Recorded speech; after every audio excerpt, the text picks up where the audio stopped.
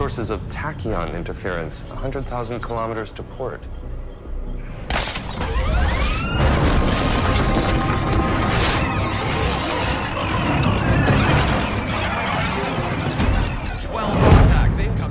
Here we go!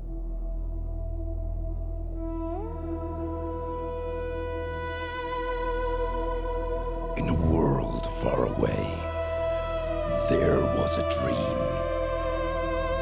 to finally eliminate the game from bugs. This is my dream.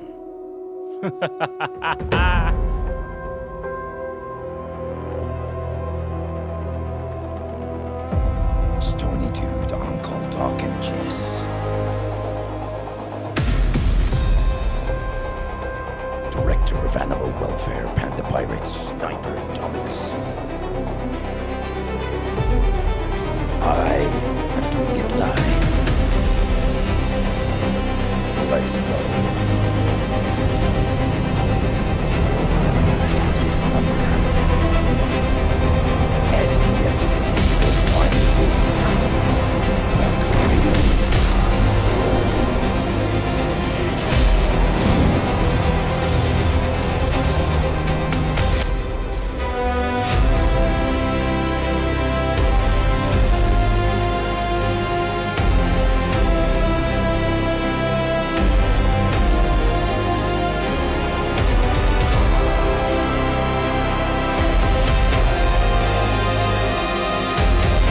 So glad the podcast is live. Warp speed ahead.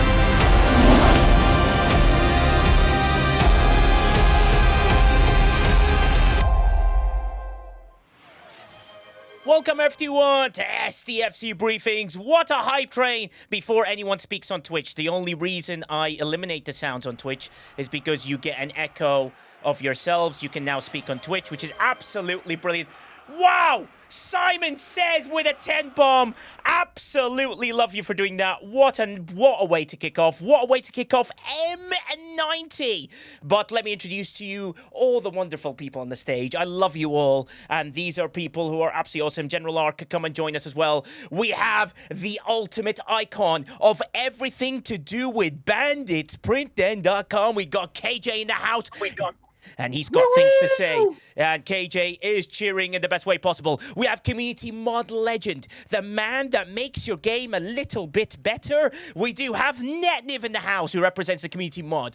We do have the man who loves everything in Op 70 and nothing else, Killer Angels in the house. We have Mark Darko, the legend of the trolling. We have the mathematician to the stars, Sniper is here. Broken Wolf has made it as well. We do have the man who drinks more Red Bull than even I do on a filming day. We have General Ark. We have the icon, the man who's now an official CC, the leader of the Sunday Mike Night MJ hat. And guess what? He's giving away a BP on his stream later on. So after this stream, you need to go to that stream because you ain't gonna give away, you know, your chance to win a BP. You'll have a chance here. We gotta support our team, people. We also have the man who's STFC.cc, and we might split the stream in half because, you know, Quazel's a little bit old and he has to sleep, you know, because he's an old man. And, you know, he wants to give away three BPs. And that is the most important thing for you guys to be wary of. So thank you, Quazel, for making us that offer. We're all getting older. Chronix is like, STFC.pro is too hard. I don't have a BP yet. I want to win. Exactly. KJ's trying to already rig it, people. Wow. We've had a day, haven't we? Everybody gets a chance. Even Nigel, you know? Wait, what? I have got a chance. It's absolutely insane in every way possible. It's crazy. But I love it that people, thank you very much for DMing me, asking for technical situations at this moment in time. However, I'm kind of busy trying to do a show here. M90. Oh, I'm going to breathe quite heavily through this. I don't think we can cope. So, anyone can see a BP? The thing is, if you win Quazel's BP, do you actually get to see your BP? That's the main question. Who knows? Who knows? I mean, it will be a surprise. Yes. I would say by the time it's paid out, yes, you should hopefully do so. Are you sure, Netniv? Are we? No. Are you willing to commit your whole life savings on it? I can neither confirm nor deny. Everything is possible. Exactly, people. Floyd Devinho says ban netdiv, or E11EE11C say netdiv ban. So there's people that want to hear the music, someone just wants to get rid of him. Virtual Army, it's mythical. Absolutely true in every way possible. We're a level 6 hype train. Let's keep it going. 4 subs if we can. Remember, it goes to charity. This is the last day for the charity anyway. Say Amy Winehouse Foundation. And we'll be giving some stuff as well to our lovely friend at Community Mod as well, which is to support the wonderful work that netdiv does. No one seems to give him anything, and we wish to do so here. One of the things to be wary of, we managed to solve a lot of issues thanks to the CM team and as well to a few people. We've managed to, the de-sealing rod situation is resolved for free-to-play. We'll explain how that works. And, this may be a predominantly heavy G7 talk. Oh, Sniper and Indominus! God, I need to look at the screen a bit more. Thanks with the I was about to interrupt you, but yeah. Yeah, exactly. Loads of 5 gifted and everything like that. And this is the time where, and we can do that as well, Lum. I did actually, what I'll do, Lum's just come up with an absolutely superb idea. He wants to do an autism charity. I did one of the most successful videos for autism. So I will release that short here. I'll get permission, and we'll do that next month. I think that is a fantastic way to do it. Martok, thank you for subscribing with Tier 1. Again, 2-month streak. How are you doing? Oh, the game. Oh, where do we even begin? I mean, Shockwave Prime is here, and we have KJ here. I believe KJ has a rebuttal to what Shockwave Prime is about to say. I'm just warning you, Shockwave. This is not a one-way set. I don't know what's going to happen, but KJ says that you are wrong, and I don't even know what you're wrong about because you haven't even told us what you potentially could be wrong about, but we'll see how that goes. And I'd also like to point out, in the Twitch chat, there's been 2 people that have already said I was right before we even started the debate. Wait, how is this possible? Which is absolutely insane. I would say that the people that's already said he was right were present when the initial conversation went down. Do you know what? While we have the hype train going, let's hype it up with Shockwave Prime. What is it you said? And then we'll give the stage to KJ to rebuttal. Okay. So I believe that there is an oversight for G7, early G7 graded loot in the new Arc. Okay? So, what I mean by this is there are 2 71 systems. 71, as we know, is the gateway to G7. That's the starting point for G7. Yeah. There's no if, there's no and, there's no but. It's 71. Okay? So, now, in that 71 system that is token gated, there are 70s that are spawning 6-star loot. Okay. So that is bearing down or weighing down the spawn rate of 71s and 72s in that system. Yeah. Because there's loot in there that G7 players, especially early G7 players, cannot maximize based off of the critical mitigation that is being given off by the building. So if you buy the building, full disclosure, I took it to 51. So that was 4 link packs plus 1. All right? Yeah. So I did that. That was me. I did that. I have plenty of critical mitigation. Yeah. I can hit 71s and I can hit 72s. Oh, so really? Are you defeating 72s? I am defeating 72s, and I'm taking I'm taking obviously more damage than the 71s. Interesting. Now, here is the crux of the issue. Okay. There is in a Sigma system. Yes. Or not a Sigma, excuse me, that's the wrong phraseology. I apologize. Yeah. In a G7 starter system. Yeah. We have G7, we have G6 styles that we cannot maximize the loot value from because they are carrying G6 loot, and those hostiles are weighing down the spawn rates of the 71s and 72s in that system. Yeah. So either this is an oversight, or the 70s need to be taken out of the system to maximize the loot. Because 2 even subs, though there's 40 a trend seconds. 2 subs, 40 Even seconds. though Sorry to there's interrupt. Yeah, go. even though there is a trade up mechanic, Yeah. the trade up mechanic is technically invalid here because G7 players don't need the trade up mechanic, because if you have the building and you can hit at that level for the 71s, you don't need that 6-star loot. You only need the 7-star loot. And that is the trade-off for purchasing the building. Thus, especially to the level that I did, Yes. that's the trade-off there, right? So that is the buy-in, okay? Okay. I bought in. I should be able to make the most of that token-gated system. And because Scopely has, in my opinion, and I believe probably several others, errantly put 70s in that system, Yeah. it is affecting my ability to maximize the building for the use of which it was intended. Yeah, okay. Before KJ jumps in, just so everyone's aware, I don't think a lot of people know this is a very important announcement. When you go past the 61 token system, you can warp anywhere all the way up to 80 without using a token at all. So if you find yourself in the 71 or 70 system and you don't... Bingo, baby! Yeah, and then you can work your way down, which means you can actually...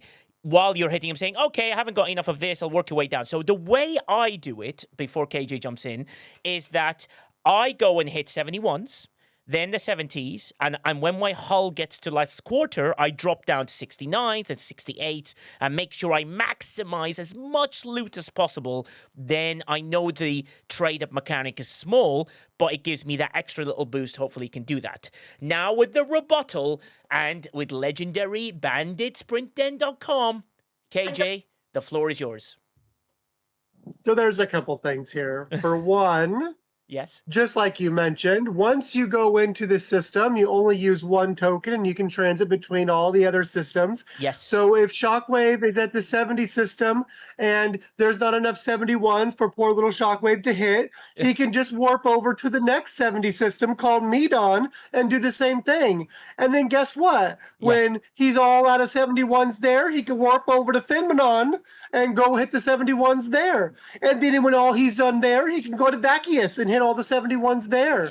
And then he can go right back over and do it all over again through 4 systems. But wait, there's more. He can also go to the 72 systems and hit the 71s, right? And he all uses the same single token at that time. So poor little Shockwave only uses one token to get all his little stuff. Secondly... Yes. Mind you, praise be. I'm sorry that you've got to warp 30 seconds to go hit some 71s. Oh, so shocking. Then, thank you, Nigel, for laughing. Then, go on. When has Scopely given you a trade up mechanic in a specified loop? True. They haven't. They've thought of this, right? They have thought of people not spending $400 like Shockwave has to start this loop. Mm-hmm. They can go down and hit the 62, 63, whatever, and warp up, right? So I get it, right? I get that you want to go to one system and, hit 71s. Yeah. But they've thought about this in their game design to where they have a trade-up mechanic. Yep. The system is token locked, but they only charge you one system or one token for the entire thing. Mm-hmm. It's not a problem. This isn't an issue. Shockwave calls it lazy programming. I call it a lazy gamer. Yeah, well, and Simon says, brings up a point as well. We have a trade-up mechanic in the Vengeance, which is great. By the way, there's 1 minute left, 10 subs, not needed, but it's there if you wish to do it. The thing to be aware of in this is we're trying to find a way to allow our younger, smaller players to understand how to maximize the maximum amount of loot possible from the one token they get. So the best way to play this loop, depending on which way that you wish to go, is you set up with your absolute best crew. You start at 61s and you work your way up going, okay, 61's easy. I go to 62, 62s are easy, 63, till you reach your point. Then you know where your limit is, and that's where your second token comes in, where you adjust, you come back, and you do a really good job with that. Quazel managed to find a way to do it, but these people have got people have got loads of different ways. Thank you to the designers of this absolute loop that they have created a token system where you need one token to warp between all of the token systems until you die or decide to leave. That is sensational. But yes, Infamous Lamer, I did respond to you in chat. I'm sorry that I possibly offended you. I might have laid it on a little bit thick. It was meant to be a little condescending towards Shockwave. I didn't mean it towards anyone else. I apologize if I did offend you. Yeah, it's just KJ doing his Sarky madness, which is what we call it in the UK, which is a lot of fun. And I spent a whole day with a comedian, so it's been kind of interesting to be around a lot of funny people. And almost, I would say too that a lot of people in chat right now are kind of making my point for me. Yes. And I appreciate that KJ thinks he's right. And albeit KJ is right an enormous amount of times. I'm not going to take that away from him. Yeah. But this is one case where he's wrong, and a lot of people are pointing out exactly why. And I'll take one of these and you'll see where I'm going with this here. Simon Says has a great, and so does Infamous Lamar. The premise of this objection is contraindicated by the way the 70 systems also work. Mm-hmm. But the G7 loop cutoff is really BS in the way it works. Yeah. Also, the hostile spawning skew problem is pervasive in G7 already. Cool. Now, the other issue that I want to point out that Simon Says brought up was that Simon says it's a bigger issue. G6 ships shouldn't be in G7 systems, and G5 shouldn't be in G6 systems. Okay. Because at that point, it takes away the starting point of the grade. We are in G7. We are not in G6. I'm a G7 player. Mm-hmm. I bought into the feature that they advertised to me that I would go in and be able to get G7 loot. Yeah. Therefore, their methodology in this is incorrect. And I appreciate KJ's passion. Yeah. Because like I said, I will grant he is right more often than not, but he is frankly wrong in this scenario because A, he was being condescending and frankly, the condescension took away from his point. And B, because in this particular instance, it is a cutoff of grade. Okay. We don't see this system. We don't see this issue in the 72 or 73 system. Mm-hmm. We see it specifically in the 71 system. So now, haven't we always said that more is more, and Scopely's providing you the opportunity to get G7 and G6 in the same system and use the G6 that you're getting to upgrade it to G7. So more is more. Yeah. And at that point, though, and you're right, but at that point, it is weighing down the spawn rates of the true G7 hostiles in the system. That is why it needs to be adjusted. Yeah. And we can adjust it in a couple of ways. We can add half of the G7, half of the 71 loot into the 70, mm-hmm. which would be 10 base plunder. Yeah. Or 10 base merit. 10 base merit. Or they can just remove the 70s entirely. I think at this point, what they've done in the entry system, and I think when Dice and I were talking about this earlier with you, it was the issue that this is a fringe issue. It's happening on one side of the skew. Yeah. If we were, for example, attacking in a 72 system, this would not be an issue. Mm-hmm. But because it is a 71 issue, and because the building does not ops, and because the building itself keeps progression with your ops level, it is a mistake in my eyes that they have done this, because at that point it starts capping the loot and you start getting G6 material when you are a G7 player. And yes, they have the trade up, but the trade up is there mainly for free to play who don't, and they're right. I'm up here all the time saying free to play is the backbone of this game. They are, and I will never stray from that. Yeah. But that trade up mechanic is there specifically for free to play hitting G6 hostiles. Okay. So, right. I think, Ryan, by the way, that's Shockwave that's saying that. I think if G6 can hit G7, let them. That's their choice, and that'll be everything. And that is important to sort of get through. The other thing that people need to be aware of is there are much more issues in the game right now other than this. One of the main things about this that we need to figure out is, I think, it's an unbalanced loop at the beginning because there's a catch-22. You have to kill too many hostiles to be able to pull the chest, to be able to build the building, to be able to kill the hostiles.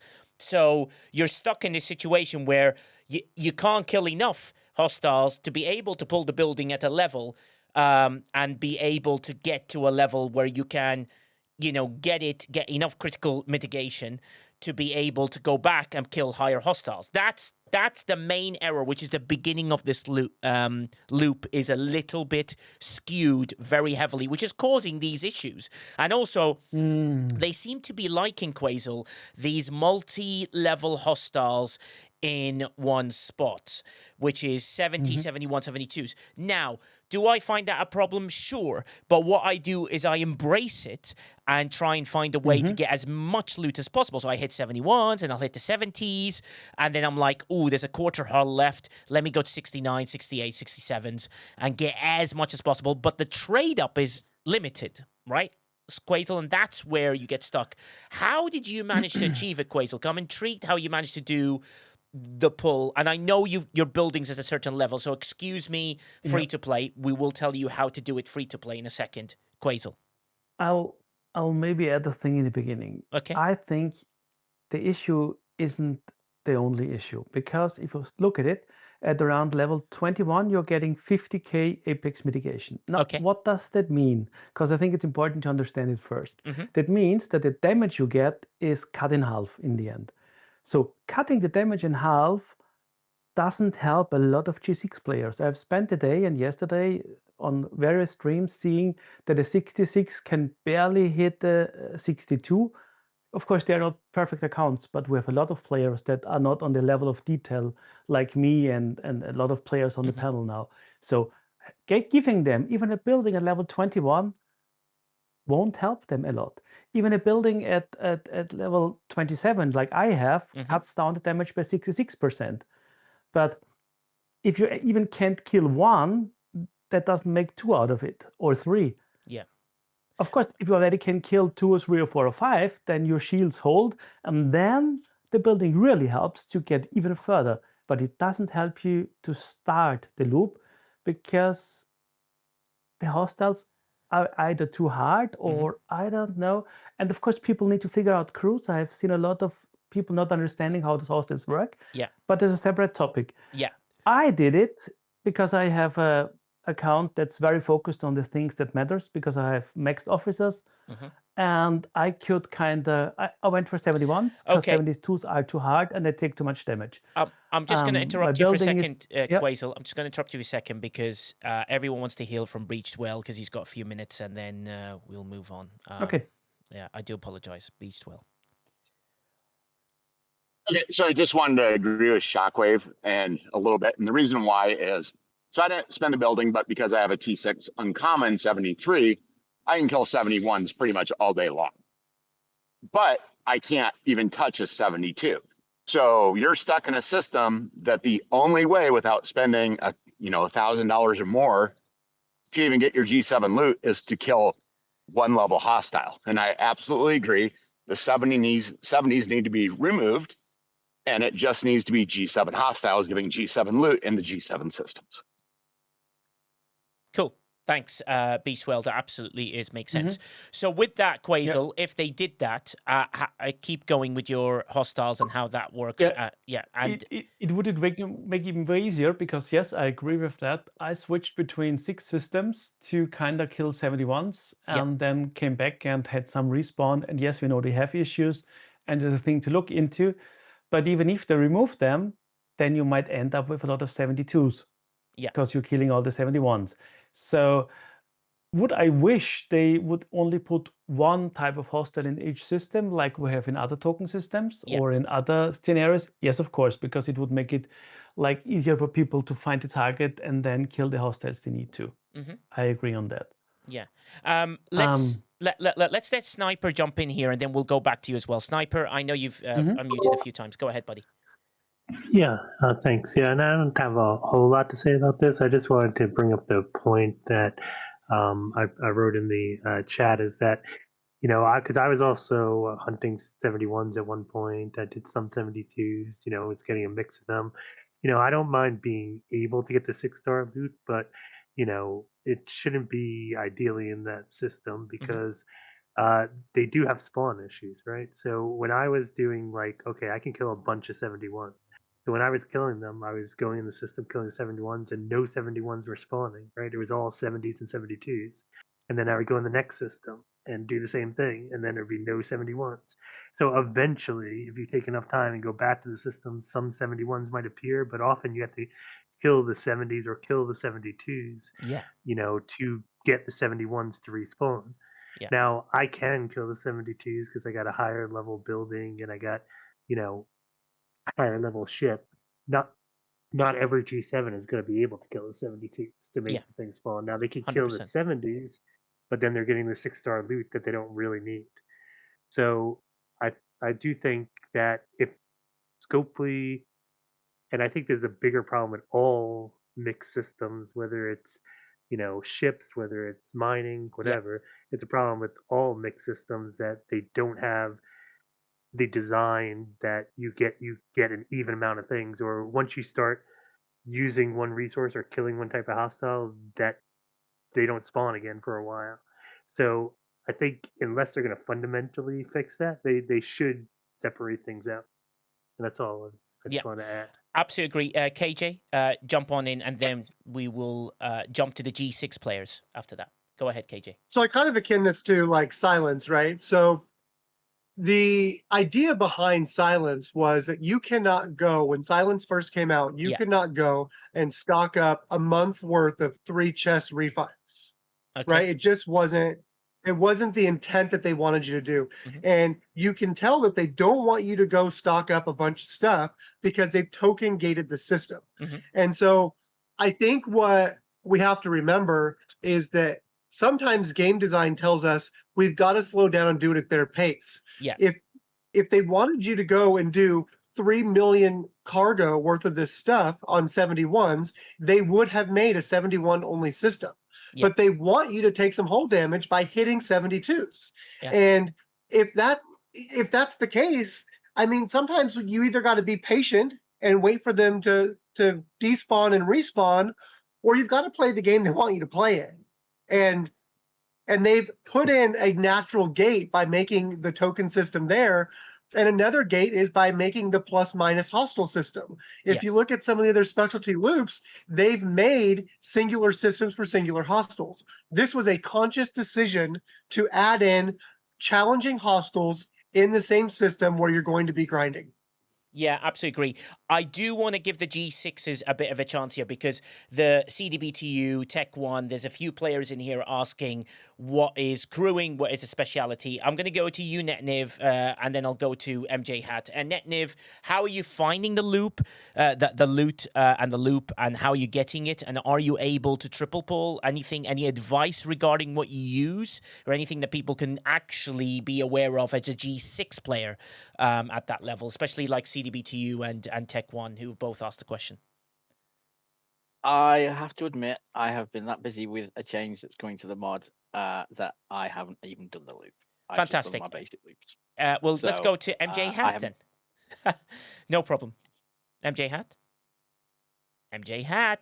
There you go. So, sorry. For me, I can do 2 64s with my tier 15 cube. I'm up 68. Okay.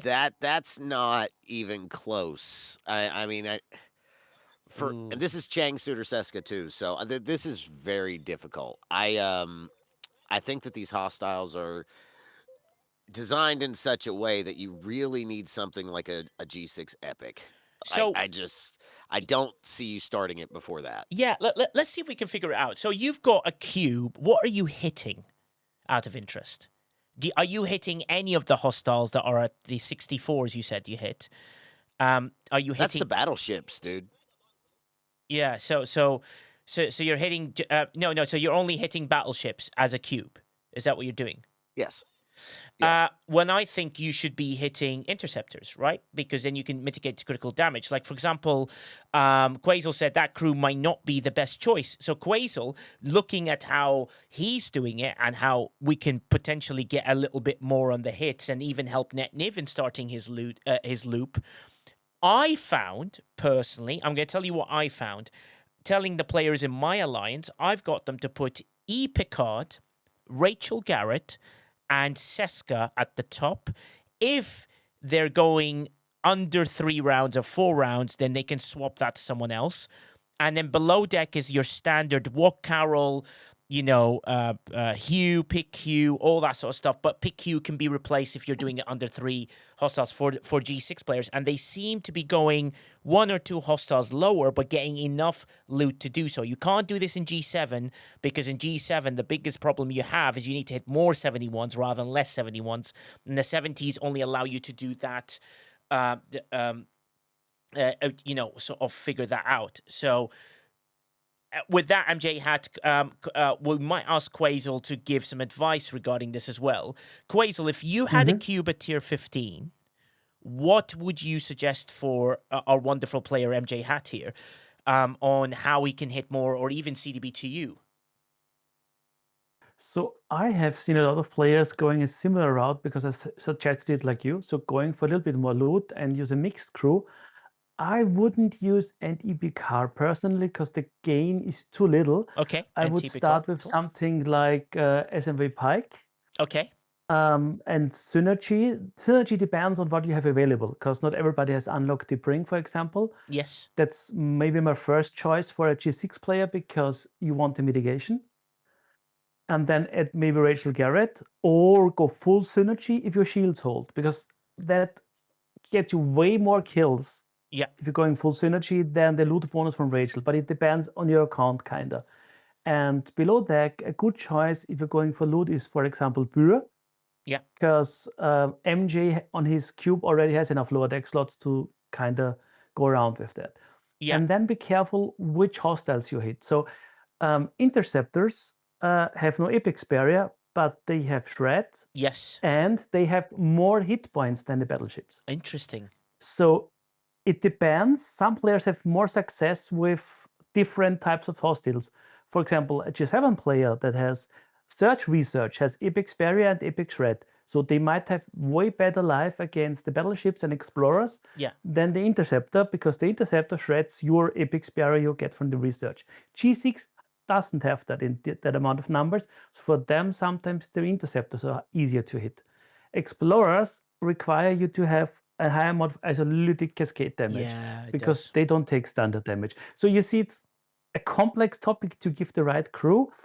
And all of them have 1,000 ISO defense. Okay. So, for example, Nurse is reduced to about 1/10 from have 40% cascade. Yeah. So that's why a lot of players, and that heavily depends on your account, had very good success using instead like Sato lower decks because he gives you 120% critical hit damage. Yeah. That gives you both more standard damage and translates to more isolytic damage. Yeah. So that can be more beneficial. That's true. Tavi Moser asks, even a tier 1 to Pring is good? Is that worth putting if she's a tier 1? I mean, she starts at a very good value and might give you more. Interesting. Okay. But for example, if you lose shields, some suggested using Mbenga, but then that's not the full synergy. So it's a little bit a mix and a match. Okay. And you need to look at your logs. And STFC.phd, the great tool from Sudo, is very helpful, kind of giving you an idea if you don't know how to do the math and are on a desktop because you need the battle log to download it.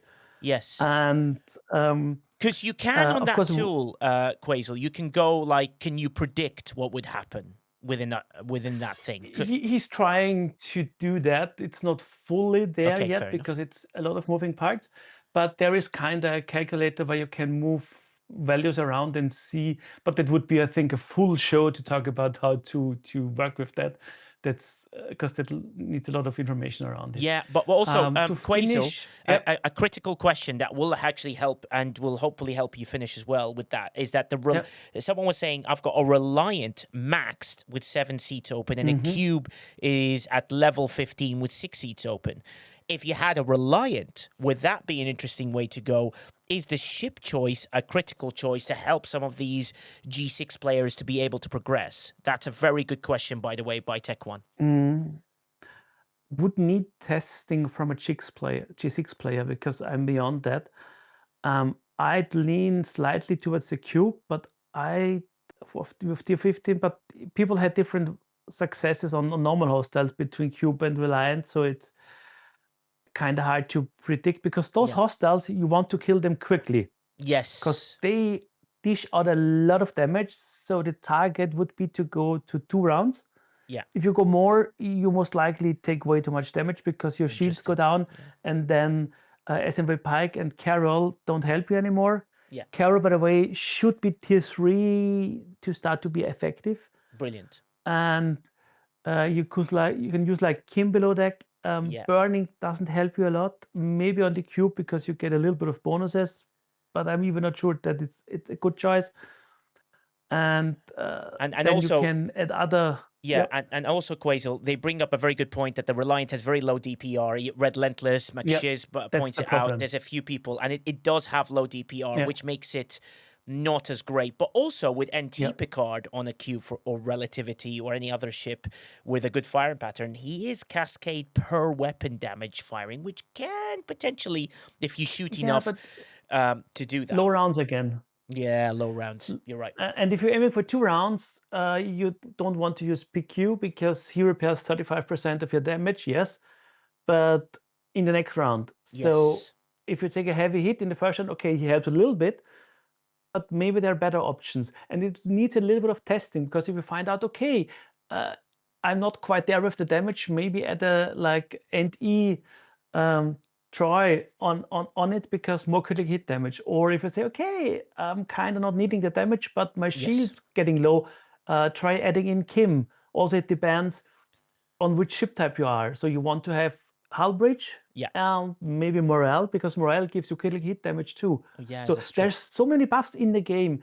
And I found out that a lot of players neglected fleet commanders because there you can get critical hit chance, stuff like that. Maybe we should do a series, okay, what to look at as the most important stuff. Yeah. Absolutely agree. I think so there's a lot of options, and you have to sort of balance it. Now, MJ Hat, you've heard that. Would you change your crew slightly? Are you adjusting a few things? I'm currently working on that right now. Brilliant. And any success? And then we do have free-to-play legend himself, Putz. Putz, thoughts? So I am approaching this very, very simply. Okay. I am tucking my tail between my legs. I am saying that there is no possibility that I am at the current pace going to ever even come close to hitting a hostile on my level. So I am loading up with the ship that has the best DPR to hull ratio. Interesting. Okay. Yeah. Okay. That means, and where that comes in is I want to kill them as fast as possible with the biggest ship possible, right? Yes. So for me, the relativity is out. I'm probably actually going to use my GS31 because its DPR compared is like 3 times as much. Wow. And I'm going to load up. I'm gonna load up completely. Yes. On loot.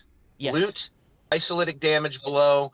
My goal is to find the hostile that I can kill as many times as possible, even if it's a 61 or a 62, right? Okay. Maybe I can find that sweet spot hostile that I can kill in the first gun of the second round. Yeah. Because then I can get Pick Hugh to proc, and he's going to go below deck, right? Yeah. And I am just going to sit there and grind these like these are the old school level 25 or 30s or whatever board probes. Oh wow. Okay. You're gonna grind these until your fingers bleed. Yeah, exactly. And that's that. Unless you have a well-developed, and when I say well-developed, yeah, I am talking tier 12 or higher G6 Epic. Yeah. I don't think that a G6 player anywhere across the spectrum has any real other choice right now until maybe their building is like level 40. 40. Or we get That other high. tools. You're saying that high. That's Yeah. interesting. Wow, level 40. I know. I'm with Quasel. I don't think level 20 is going to get it. So I'm just spitballing, saying level 40 is probably where you might be able to, in mid G6 range, hit on ops with the ships that you have. And also, people without are any asking, other any other stuff. Yeah, and Putz, people are asking, what tier is your GS31? Just for reference. Maxed. Okay, great. So a max tier GS31 with the DPR to hull ratio, Putz has tried and seemed to have some success doing it. And you know what, Putz?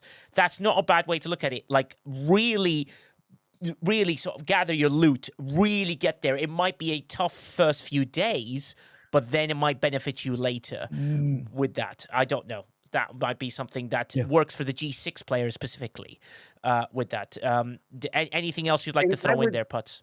Oh, yes. Sorry, Shockwave. This is for me that I don't have any other G6 ships. Yeah. I don't have any faction ships.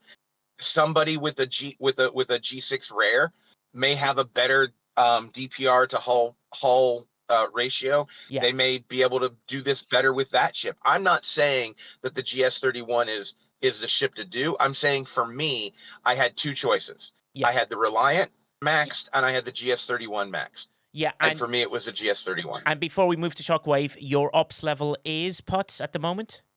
69. 69, 3 buildings away from 70. So, yeah, 69, 3 buildings level away. Yes, Shockwave. Now, what I would also say, I would agree with Putz 100%.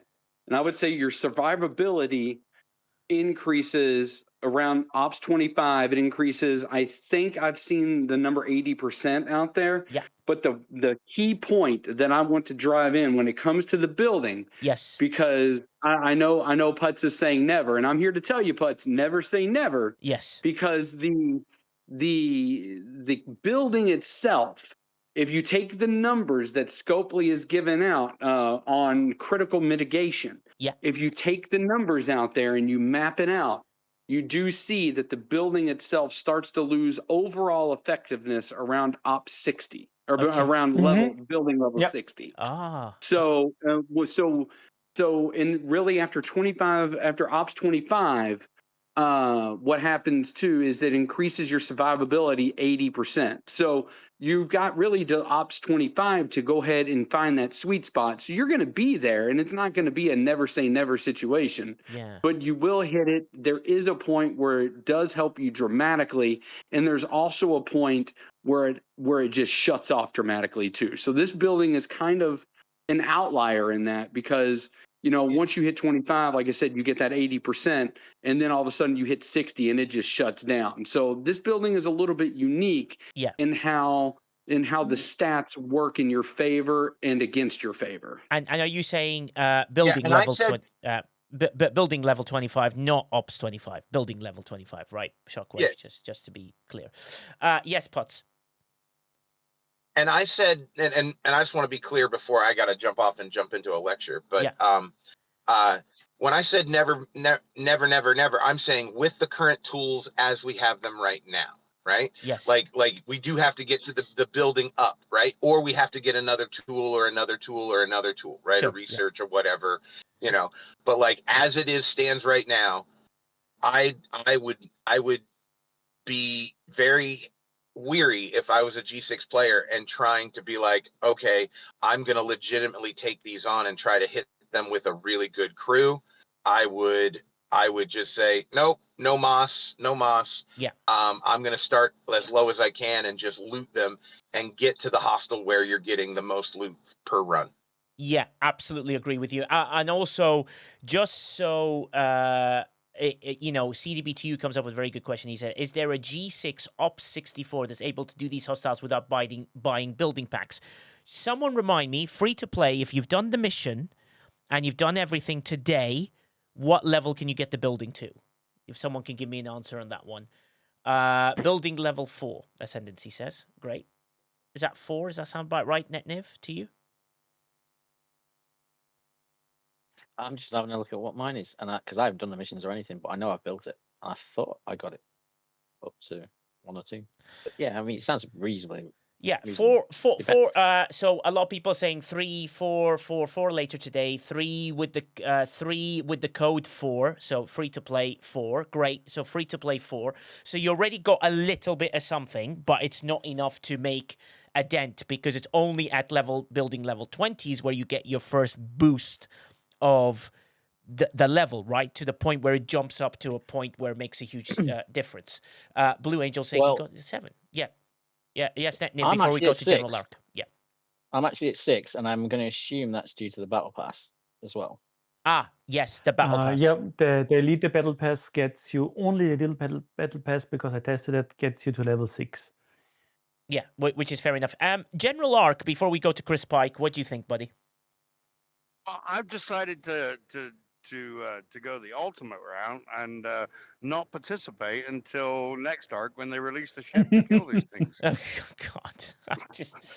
Ladies and gentlemen, General Arc's come in and give us an absolute doozy of a note there. This is absolutely brilliant. Thank you, General Arc, for that one.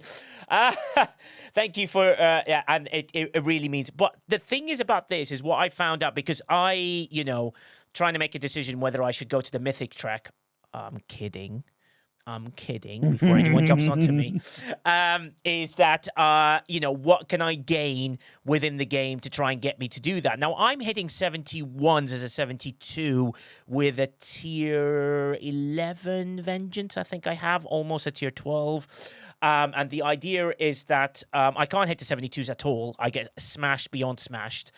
And that's something to sort of figure out where we can guide people on which level of the building will suddenly make a difference. I feel like level 20 will start making huge differences for everyone in G6, all the way up to everyone in G7 as well to get a jump. Do you agree, It won't help Quasel? G6 enough. No, really?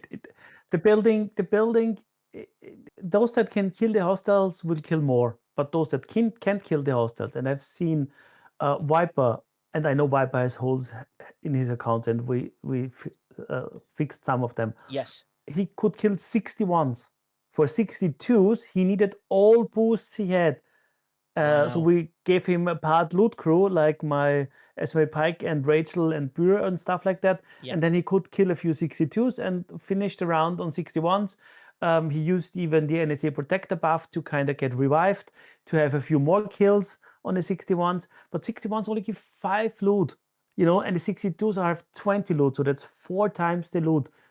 After that, it doubles on each step. And I've seen CDBU not getting any footing. MG Hat has its problems, and there are people that are listening to advice and crewing and trying stuff. Yes. So I get the feeling the scaling, especially in G6, is a little bit off. Yeah. And even beginning of G7, because don't forget, my Vengeance is tier 9 yes. and a bit. And I have my crew is maxed, the important one. Yeah. My research that matters is maxed for my ops range. I have all the artifacts. I'm not the typical guy that has a normal account, and I shouldn't be the target. I mean, I love the challenge, don't get me wrong. I got 4K loot from 1 token, so I can triple pull. And that's maybe the reason why they can't easily fix it, because else players that have a good account have an easy day max pulling. Yes. So it's tricky. It is tricky, and even have mayors agreeing, saying fairly fresh op 71 with a tier 13 G6 Epic, tier 1 Vengeance completely checked out until something changes. So the key thing is they've got to make they have to make a change to make people to be able to start this loop, whether you're an early G6 or whether you're an early G7, because if you can just adjust that, yes, some of the very stronger early G7s will benefit from having a stronger account. That's good for them. That is good for them for doing that. So they deserve the credit for doing so, which is promoting past progression. Just going to say the sentence. it means that someone's actually developed their account. No, to a you good did level. not say that. You didn't say that sentence. Yeah, exactly. but what that does, it means that an early G6 and an early G7 can do really well. And they deserve, for the past progression they've made and the advancement they've made in their account, to be able to make it further, right? That's what I think they should do. So if I were the development team or design team, and they, and they would like to listen, the key thing for them to realize is that that Cold Steve thing is going down. The last thing they need to decide is they need to make this loop available to start. My suggestion was this. I'm going to throw an idea out there, which I threw in the private server yesterday, right? I said using Starfleet Academy, which is what? Training people to get good, right? Why don't you do a training day, Scopely? Do a training day where people can kill as many wave duos as they wish with 0 repair issues, with 0 rewards, and they can kill hostiles in a training system with as many level hostiles as possible, which they don't lose on repairs and they don't lose on anything, to allow people to have a day of training day of testing, which should be important, and sort of to realize, don't worry about LOD. No, I always fade it down when those things come. But the key thing is, I think a tester would be lovely at this time to allow people to enjoy that idea, so that people can go in, they'll do a wave duo, and guess what you gain out of it, Scopely? Let me tell you. You gain free testing by players in a system because they're enjoying trying it, and then you can look at the production of how players are playing it and seeing how engagement's working and motivation, and it will allow you to have those facts for free from the players, but you give the players a chance to just enjoy the content for free and test it. I call it training day. I would like you to open a training day. And just overcoming something. And I understand, Blue Mando, they don't want players to have a hard time testing the content, overcoming the content in order to emphasize the value of their packs and the content. But if you give a day of testing like you did with Seska, just allow people a chance. Say it's a 4-hour testing period. Let people go and do a few things.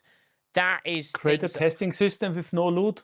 I mean, if you're afraid of handing out the loot, create a testing system that gives no loot. I mean, there are ways to do it. Yeah.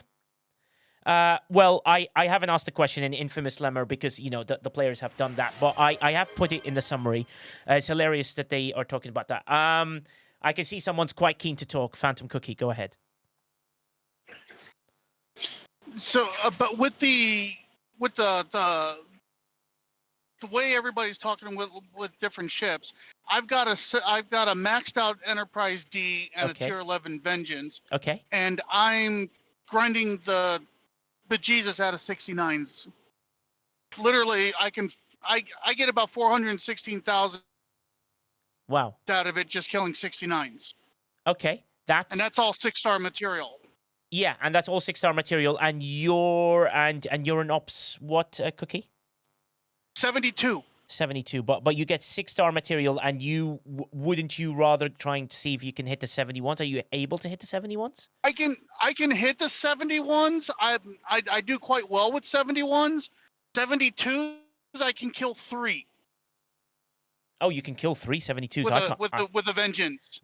Yeah, that's really odd because I can kill loads of 71s, but I can't even dent a 72. Yeah, I kill a buttload of 71s, but I only get 3 of the 72s. But I find that I do a mixture of the 69, 70, 71s. Yeah. Also, great suggestion by Ballyboom. Like Seska, give everyone Exo the last 2 hours, like acting like a level 40 building. Oh, that is amazing. Blue Mando, my building's at levels, I've just checked, is at level 7 at the moment. I did get the battle pass for myself. So it's at currently level 7. And I am tempted to get a pack potentially to get it level 20, but I want to hear advice from people whether that is worthwhile to sort of go for. Yeah, we know that the G7 can do this. Nigel? Yeah, yes. I did get a pack, and my building is at 20. Okay. And it makes a world of difference. Okay. However, You can- as some people are getting agitated in the chat, so we just need to solve this quickly. The G7 can do this issues that Arc 1 is just for G61 plus and low G6 cannot kill the hostiles.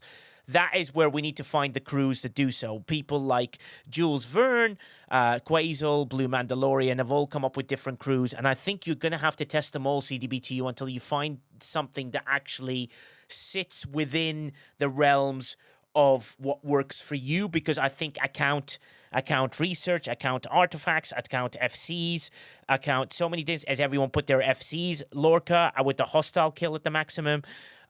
Is everyone doing everything they can? The number one thing you should be doing is you should double, triple, quadruple, pull the living hell out of the building, because once you get the building up to a certain level, it will make a difference. It may not make a major difference, but if they can kill hostiles to get the loot to do that. Yeah, And that's my the tip problem. is also don't forget to use boosts. Like Cerritos is very cheap. Keeps your shields up. Yeah. You get about 3 of them per day, and even helps you with your shield mitigation in the first 2 rounds by 2.5%. So that can be very helpful, especially if you already can kill them. Yeah. But all of it, Viper needed max fortification, Cerritos, Yeah. Excelsior, all of it to even kill 62 to 66, and that shouldn't be the case. No. Even if you have a bad account, even if you have potholes in your account, he should at least be able to kill, I don't know, 63-ish, so 3-4 levels down, but not 5.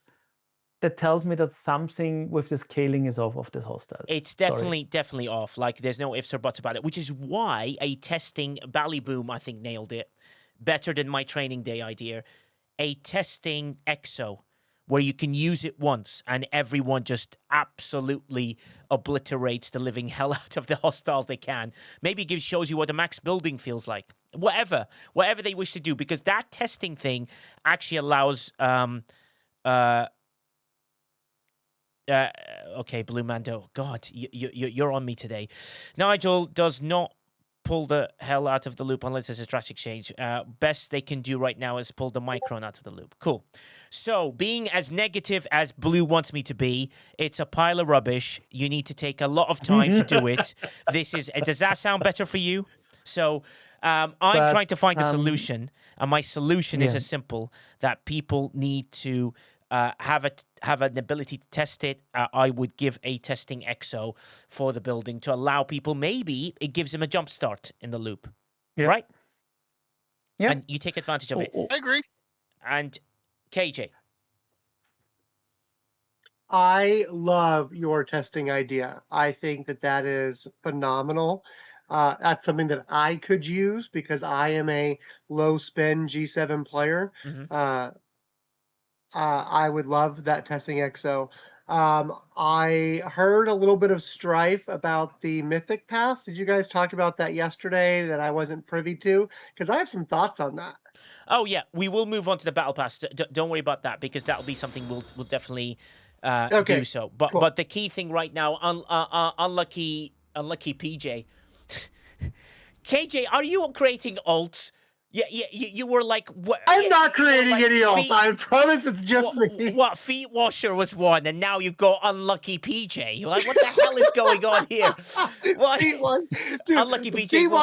Feet Washer got his gift card, or got their gift card from Cruzito, and they never reached out or ordered anything. So, Feet Washer, is there something I can get you that you want? It sounds amazing. No, would you like me to 3D print you a basin? It's a basin, yeah. That's to wash the feet. He is available for directors. Just remember, Mad Hatter says that when we suggest things, that we will likely end up with something akin to a massive nerf, as they did to their Outpost Refinery. Maybe, but also I would rather never give up on suggesting. Because I'd rather we find ways. Yeah. I'd rather we try. I'd rather we give it a go. Because I want to help my alliance. I want my mid to lower level alliance members, and now the mid ops is now 20 to 60. I want them to learn from everything that we make as errors. Which brings me to someone who's a very good motivator for his alliance, Chris Pike. Chris Pike, what do you think, buddy? If you can jump on now, I'm just assuming. Chris Pike, if you can get a chance to jump on, this is your moment. I will give you another time somewhere else.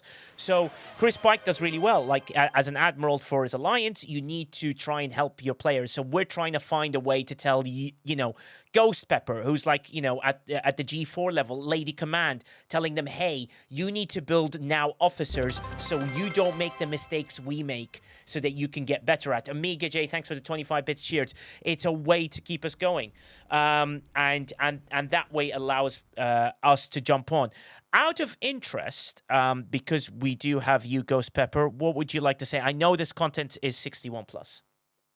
It is, but I am still like trying to learn, because it's not just me trying to help to load a mid, but everything you just said is exactly why I'm trying to help them learn from the mistakes and learn from what you guys have done.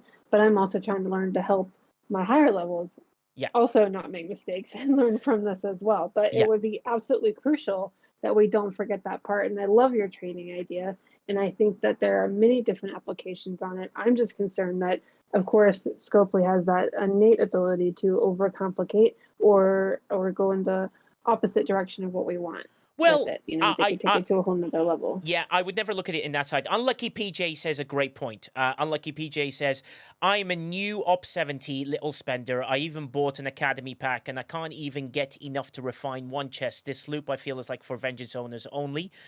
Unlucky PJ, exclamation point Discord. Come into our Discord. There's loads of people that will give you advice here, and we'll try and help you out with the crewing aspect. So go to exclamation point Discord. NetNivs just did that. Thank you very much. This allows you the opportunity to come here. There's a Academy section which we can guide you. There's loads of people here who do maths and enjoy things, and loads of people at different ops levels that will guide you on the best way of attempting a few things, and we'll do that. So that is one thing to sort of it's important to do that. Barkman says, thank you for your efforts. We appreciate it. And our bitching is directed at Scopely for failure to test and properly calibrate the contract. Well, this is where the calibration comes, right? We need to figure out how we can tell them, it would work. I feel like a 20% reduction in power on 61s, even if they're and the 71s, just to allow people at the beginning of each generation the ability to do it, and then don't change anything else. So people are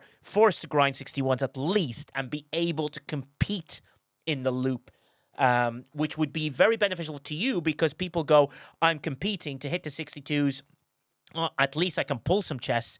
I have to work harder than everyone else because my account is not strong enough, but at least it gives them an opportunity to be able to compete in the loop and be able to do something. There's nothing wrong with doing that at the super low levels. Don't you agree, Quasel? Just the super low levels, the 61, 71s. It needs a kind of sliding scale, because if they can kill 62s, they can kill 63, 64s. I mean, MG had with and others.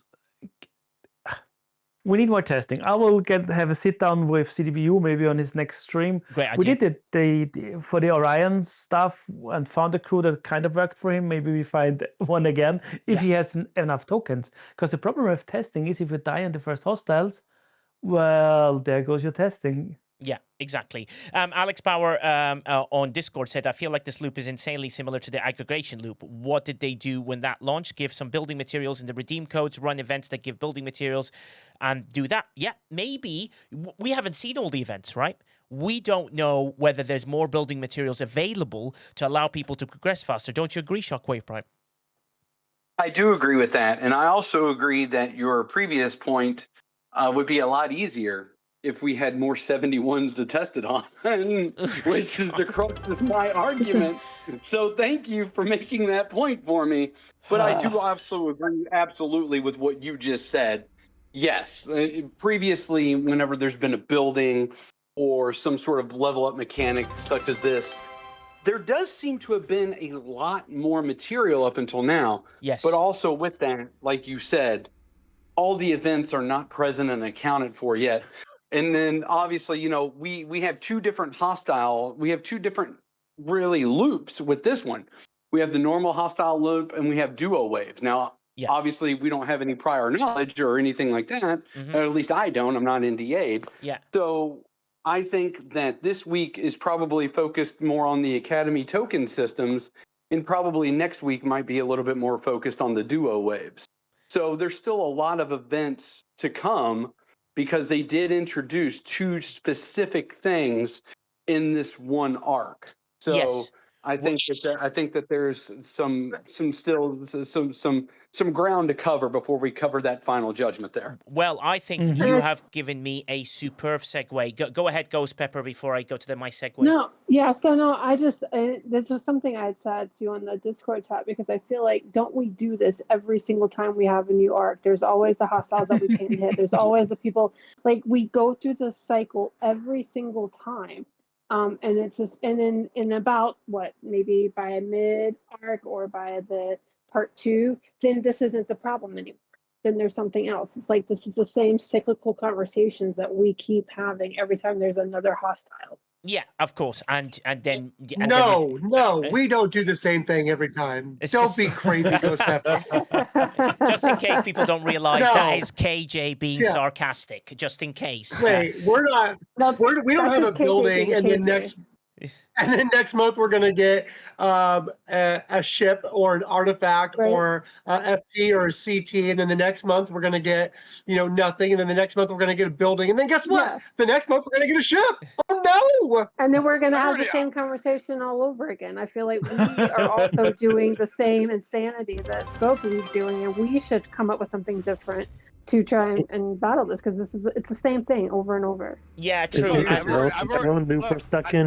Yeah, I've already said we're getting a new ship. Anyway, so let me just take this opportunity to remember, as we're playing the game, to hydrate. So get yourself a nice can of Red Bull and chug it back while my dog is drinking 5-hour energy. Yeah, so let me move on to the next thing, because Jeff Games brings up a good point. He says, I'm an Ops 71, no vengeance, can only grind 63s. Efficiently with a tier 13 Crencher. You get 126 star per kill. You need 216k to refine to 7 star, not killing 2,200 a day, especially on 2 tokens. Absolutely agree. And that is where the balance comes off a little bit, which is why I think the early hostiles need to be looked at in a very critical manner and see how that is. Yeah, will there be something that will solve this? Of course, we know that there will be something to solve this in whatever way. Plot twist. Next month they will cancel the arc, much like Starfleet Academy was canceled. Well, we'll see how that goes. That was a cheap shot, by the way. Paul and but true. Keep the Paul, gloves up. That's pretty much all he's got lately. Cheap shots. Hey, that's not fair. I need to say, Paul and Laura, I know you're both listening. You can see the players want Starfleet Academy back. Some of them. Yeah. No, we don't. Give it back. Yeah, exactly. Let's not go against what the players want. The most important thing is, Unlucky BJ says, I think they need to add an exo to help to grind to be able to refine one chest or rebalance the hostiles because they're insanely strong. Another good suggestion, release an exo. Maybe an exo that you can pull with limited loot so that it can get you more loot. Whatever you want to do. So any ways you can help the players, there's so many options. A training day may be too much. An exo that gives you a tester of an ops of a maxed building to give people what it feels like to have a maxed building, and then people might put more in that building. Yes, Cookie. What about with when we had the amalgam? They gave us a exo comp for plunder. Why can't they do something like that? Yeah, maybe for like an hour. Well, that is their suggestion to make. We're just offering them loads of options of what the players would love to do. As always, we can always... Panda Pirate wants to move on to really dangerous stuff. And to be fair, I do want to move on, but to be fair, I would like to put just a cheap pin, not a cheap pin, a solid pin on this. It sounds like we all, in all seriousness, it sounds like we do agree, all of us, that there is some sort of hostile imbalancing present, whether it be the loot balance or whether it be what I was saying, what KJ and I were arguing about earlier, or debating about, not really arguing, but debating about earlier. Maybe it's a spawn rate issue, maybe it's a loot issue. We are seemingly all agreeing that there is something that fundamentally needs to be looked at here. that there's some sort of imbalance with the hostiles, specifically the early grade G6, G7 hostiles. I think that is absolutely fair to say, and that is a solid place, I think, to leave it. Exactly. Well, the loot will be fixed with the ship next month, as well as the damage and stuff. I have a question. Yes, Does anybody know why the battle pass down? Are they retooling it? Are they changing something in it to help with this loop? No. They lost it. Something broke. Okay. They lost it. Actually, it was Nigel that lost it. Number I thought it was one. from accounting. Number one, Stuart guys. from accounting said, "What's this red button?" Guys, one at a time. Don't just be calm. I have to call people out. You can shout all day and then no one will be able to hear it. Now, the key thing to this battle pass is there is an error with something to do with some of the coding with regards to something else. They are fixing it and they're going to redo the battle pass points for everybody else. That's what they said. And I'm going to just stay with what they've said at the moment. I kind of know what made it trigger that way, but I'm sure they're on it and they'll do it. Let's let them do their thing. Hopefully, the comp will be building parts so we can all upgrade the building, because I think that would be good to have to help everybody else. The main thing that I want to move on to before we get to the juicy topics of all the negative stuff and the clawbacks and all that malarkey that was done was that Sniper did a duo wave, because there's not a lot of people that have done them. Flossie's done one, Sniper's done one. Sniper, your experience of a duo wave. Yeah, it was actually interesting, and I happened to be lucky because I had a friend on a server that was from a different alliance who was roughly around the same power as me, not exactly but close, and happened to also invest in the building, so it was helpful. We did punch down a little. We did a 70. Not like a 73, which would be, kind of, I guess, level appropriate for me, because I just wanted to test out the mechanic, see how it worked, right? Overall, I mean, the hostiles are, somewhat strong, but the thing that's really, different about it is that whole mechanic with the surveys, because some of the hostiles have that hyperbolic decay or whatever we call it. Yes. And that will tear up your ship really bad. Yeah. Because it's just basically an automatic 10% reduction in your hull right from the bat. No matter if you can kill it, you can one shot the hostile and you're taking 10% hull damage. Yeah. So it's interesting because it does bring some strategy. I think it's overly complex, if you want my personal opinion, because even with supposedly the amount of hostiles that they put in there, right? There's not a lot of surveys. There's only like, I think, 4 surveys that spawn the whole time. Oh, really? And the exos do not last very long. Like they last maybe like 30 seconds or something. I don't know. I didn't time it, but it's like pretty short, right? Like, in other words, I got an exo from killing a survey. It didn't last the whole wave, right? It didn't last the end of wave, and there's only 4 waves, right? So the interesting thing is, like, the surveys don't even always come in the same wave as when you need them, right? So I was in a situation where it's like, okay, these Benali rail ships are coming, and I have no survey to hit, right? So I can't do it. So if I choose to hit them, I'm going to lose 10% of my hull, and there's maybe like 5 or 10 of them, right? So I'd be pretty much dead if I hit them. And there's no survey around for me to do anything with it, because I needed to hit that in like the last round. Yeah. So it's going to take a lot of time to figure out, right? It wasn't like it was that hard. I actually made it through all 4 waves. Oh, right? did Twice. you? Oh. Yeah. I made it through all 4, but it was a 70, right? It wasn't a 73. So just keep that in mind. Yeah. And my building is fairly high level. So I'm not saying everyone's going to have that same experience, and especially if they're trying to hit, their level, which I don't even know what the appropriate level will be. I mean, all the waves seem to give the same loot. It's just the amount of loot they give is slightly different. So I don't know if it's intended that 70 through 72 hit the 70s and like 73 plus hit the 73. I don't know if that's the design, uh, because you could hit any of those levels, you just get less of the loot, right? Yeah. Um, so in any case, it does require a lot more thinking and strategy because there was a point where, as I mentioned, the Vernali Rail were coming, and I didn't have uh, a survey ship to hit, so I just decided to let them hit the entity. Right, I was like, I Yes. have enough health in the central entity. The central entity actually has 50 health to start with, as opposed to like the ones we're used to that have much lower amounts. Yeah. And the prime does work. If Oh. you have the prime that adds the extra to the central entity, but unfortunately, it's like a fixed amount. It's not a percent. Yes. So I think the prime gives 2 for each person. So if you have 2 players that have the prime, you get an extra 4 in the central entity. So a little under 10% additional, right? Because it starts with 50, so you get Nice. essentially 54. Yeah. So I mean, it helps a little bit. Maybe you could take one extra ship heading the center on today.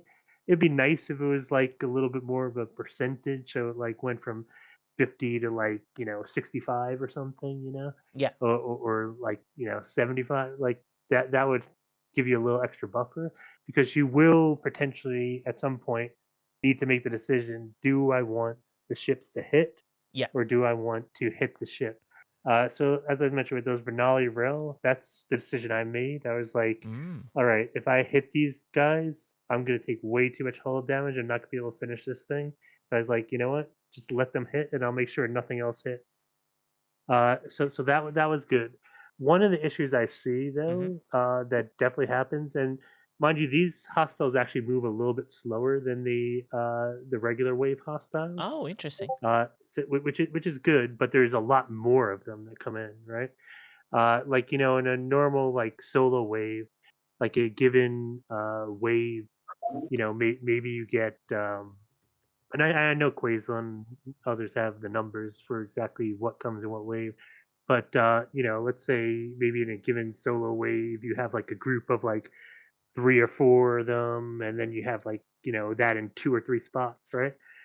In this wave, like in round 4, wave 4, for example, I think there, and I didn't count exactly how many, but and again, I'm sure the math is in a spreadsheet already. Mm-hmm. But like each side must have had like a good 15 to 20 hostiles coming in, and then you had like another maybe like you know 5 or 6 that came in from the top and the bottom. So you're talking about a good like 30 some odd hostiles in Oh, wave wow. 4. Ladies and You know, gentlemen, we do have Jessica. Welcome, lovely. What? Nice to have you here. Yes, so those hostiles, as you try and hit them.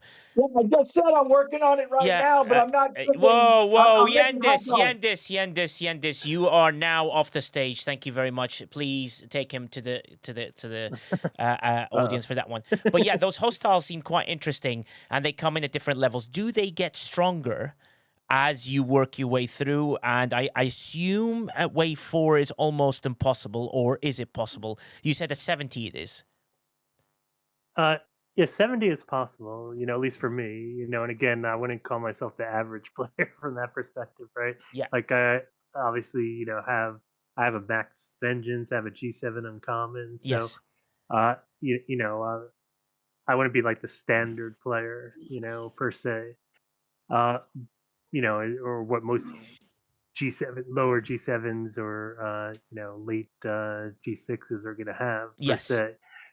So I say it was difficult because the person I was doing it with, did get pretty damaged by the end of the thing, right? So I would say it's going to be a struggle, especially if you're building. If your building's not high, it's going to be a big struggle. Yeah, exactly. If Yeah, if you're building at a decent level, it might be okay, but it's still going to be hard. yeah. No, I Um, absolutely agree with you. It sounds like that, there's a lot of teaching involved regarding these hostiles. And Alex Power says, DJ says that it goes up by 3 levels gradually from the system level by wave 4. And wave 4 is designed to be difficult at your ops level. It's designed that you potentially have like a 20% chance of defeating it at your ops level. So that, whatever sort of comes after this or whatever solution they have after this will be something we can look forward to and see what comes in. But it's interesting to see your tactic there, Sniper. Do you think you got enough loot dropping down a level and finishing the wave? Remember, we've had this wave math before where people used to go, hey, I'm going to go with a wave lower because I can finish it rather than go to wave 2 in a higher wave. So what's the math looking like, Sniper? Yeah, so it's a little interesting because the different waves don't just give you different amounts of loot like the old waves do. They give you different types of loot. So this is something where, for instance, there is the science badge or the science credit that is exclusive to wave 4. Oh, nice. So if you, let's say, are hitting at your own level and you can't complete wave 4, you're going to get exactly 0 science credits, right? Wow. Okay. However, if you hit at a level, if you punch down, right, and you are able to complete wave 4, then you will at least get some science credits. And the science credits specifically are the ones that you exchange for mats. Oh, okay. Right? Which is the ones you really need, like the ones we've been chasing. Also, a little announcement for everybody. It sounds like the BP's back up with the Battle Pass points claim as well of 70k. Omega James, thank you for gifting to Jessica. Jess is lovely. Yeah. It is back. I can confirm that. You need to go into your claim section to go and claim your points back, which will be in a bundle, and then you can obviously go and apply them. However, we have had someone that claimed the chest, like they clicked the 70k bats just came out in the comp chest, but no battle pass yet. Jeff Games, just let me know whether you're sorted with that one. We can always ask the team. You may need to restart your game if you haven't done so, because until I restarted the game, I know I hadn't got one there, and then I restarted, then went back in, and I can now claim all my things back. Yeah, exactly. That's important too. Do you know what, Sniper? So, and Clear Local, Sammy Stitch says as well.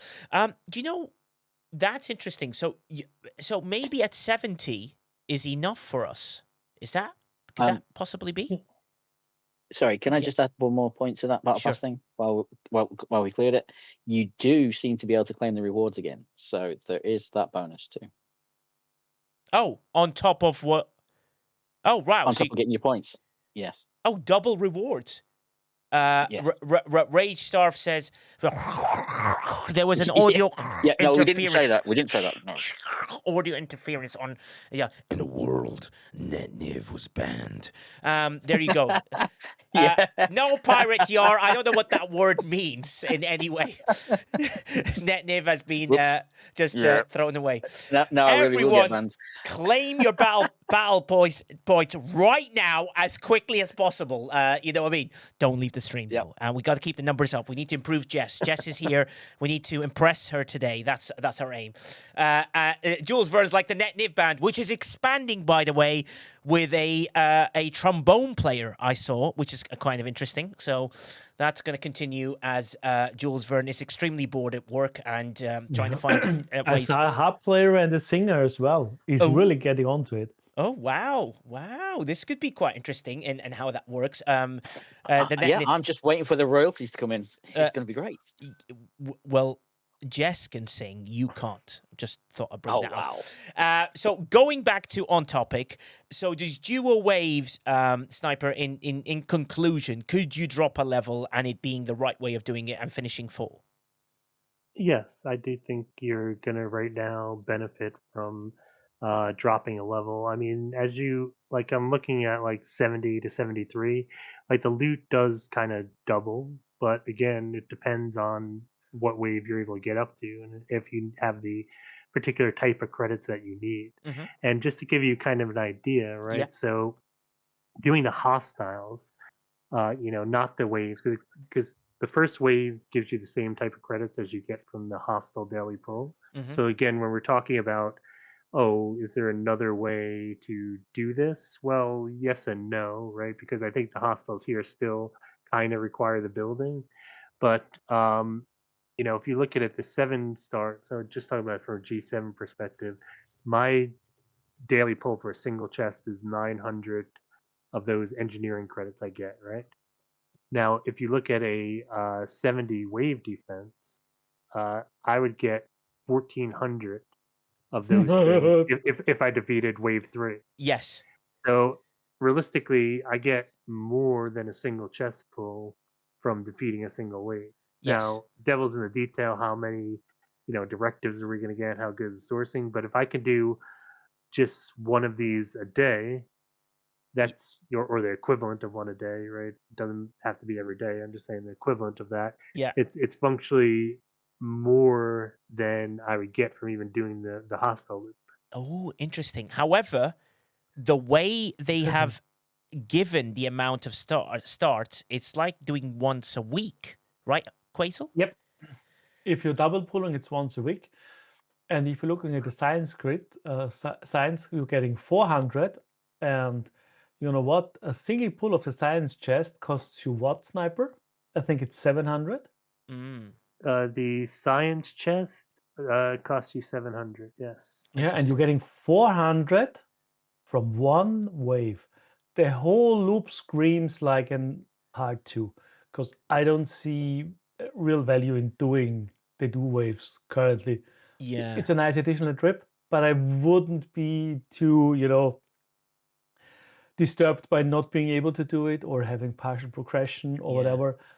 I would, for now, get your max loot on 2 waves, like that's 7K, and then try one, especially starting with May 11th. Yes. Because then you have the events for it. So, and it feels like the first time we had waves. Remember the when we had the solo waves, and then we have gotten the chunker to make it even possible for a lot of players or better. It's kind of it's part. It's screaming for an Athena, isn't it? Yeah, I don't exactly. know. I don't know what that is, Sniper. What is this thing you speak of? It's the name of my new dog. Hey, Athena, who's a little cutie. Come here, baby girl. Who's a little Athena. So when we speak about Athena, it's my lovely new Cavalier King Charles. New dog, yeah. Yeah, exactly. But we can talk about another ship. Remember when DS9 came out? Yes. First arc didn't look very, very enticing, and then we got the Defiant and all the chests, and now Defiant. Shockwave Prime got a Cavalier King Charles because of me. Now you're getting a Cavalier King Charles because of me too? No, Jess, who's in the chat, has a very beautiful Cavalier King Charles.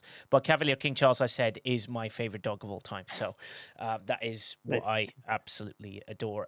Which is and just I'm just gonna strangely just decide to call her Athena. That's just my suggestion. first name USS and then last name Athena. So, yeah. Try to get your building up. Try to get the tokens if you can. Maybe work a little bit on the facade, but don't worry about the rest of the loop because it's out of reach before we have the part 2. Yes, it's kind of like it is. Yeah, it depends if you're a spender or not, right? To some degree. Like if you are a spender, it's a little bit different. Like even we're talking about like the starts, like so in the packs, and this is why I didn't like pay as much attention to how often we get the starts, because I got like a ton of starts from just buying the building special packs, right? I don't know a ton, but an amount, right?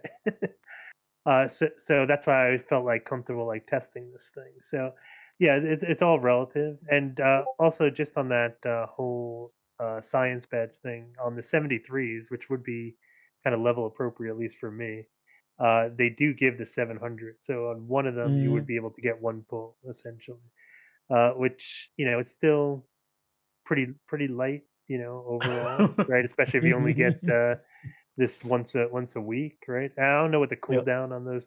Quasel, do you know the cooldown on those chests? Nope, I don't have seen yet any cooldowns reported because maybe people didn't pull them. I don't know. Well, I mean, I have enough to pull, and I can pull one right now and see what the. I mean, for the science, you're welcome. If you want to we see have for the the cooldown. science. Sorry, The science badge has 3 days cooldown. It's in the sheet. Yeah. I missed it. It's already. And speaking of cooldowns, Shockwave Prime found out today that his Titanium and Sigma resources also included a 3-day cooldown, which was not disclosed previously. Yes, I didn't know about that. Someone told me about that when they pulled the chest and said that. I'm just going to give you an update from the game.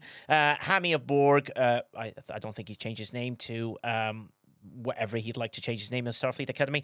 Commanders, the issue with the reset points has been addressed. The battle passes are now back up. We will be adding 70k battle pass points to all commanders Ops 20 and above to replace the points reset earlier today. If you do not initially see the points, please restart your game to have them applied. We will also, in KJBanditsPrintDen.com style, sending out a compensation chest with Battle Pass points to players who purchased the Starfleet Academy or Tranquility Battle Pass point packs from the store. We will also be running a daily Battle Pass event that offers 3 times the points until Saturday to allow extra time for completion due to this issue. Did I make it sound exciting to everybody?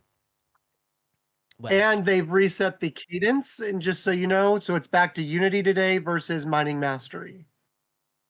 Son of a... What? Why would you do this to me? What did I ever do to you, KJ? I promote your store. I mean, I was just telling you, I had my ships on dilithium nodes, on Sigma Dill nodes, ready to pull for when they reset, and now it's back to Unity. So it looks like the cadence has been reset. Okay. So tomorrow should be Domination, and then Saturday would be Mining Mastery. Yeah, it will be annoying with the Ferengi Pass if they don't adapt. Yeah, true. Also, wow. Well, Ghost Pepper's got one hell of a dog. CJ Becker says, suggestion, post the cooldown for all pulls that are visible without clicking into the box. Absolutely agree with you. So hopefully everybody can get their battle passes worked out. Hopefully it all works. And hopefully we can now segue into the wonderful world of the Mythic Track. Wait, why is no one cheering? Wait. Okay, could you give me more love towards the Mythic Track? Just a little bit. Woohoo! Yeah, there we go. Let's go! Exactly. Yeah, there we go. Yeah. So, can I start? Oh, God. Can I give you the details, or would you like to start without the details? I think start without the details. Oh my God! No. Listen. I have a different opinion than I think most people will. If you say you like it, I'm going to scream. Go ahead. I think that if you were $100 Battle Pass spender, yes, prior to like the Ultimate Elite thing, yeah.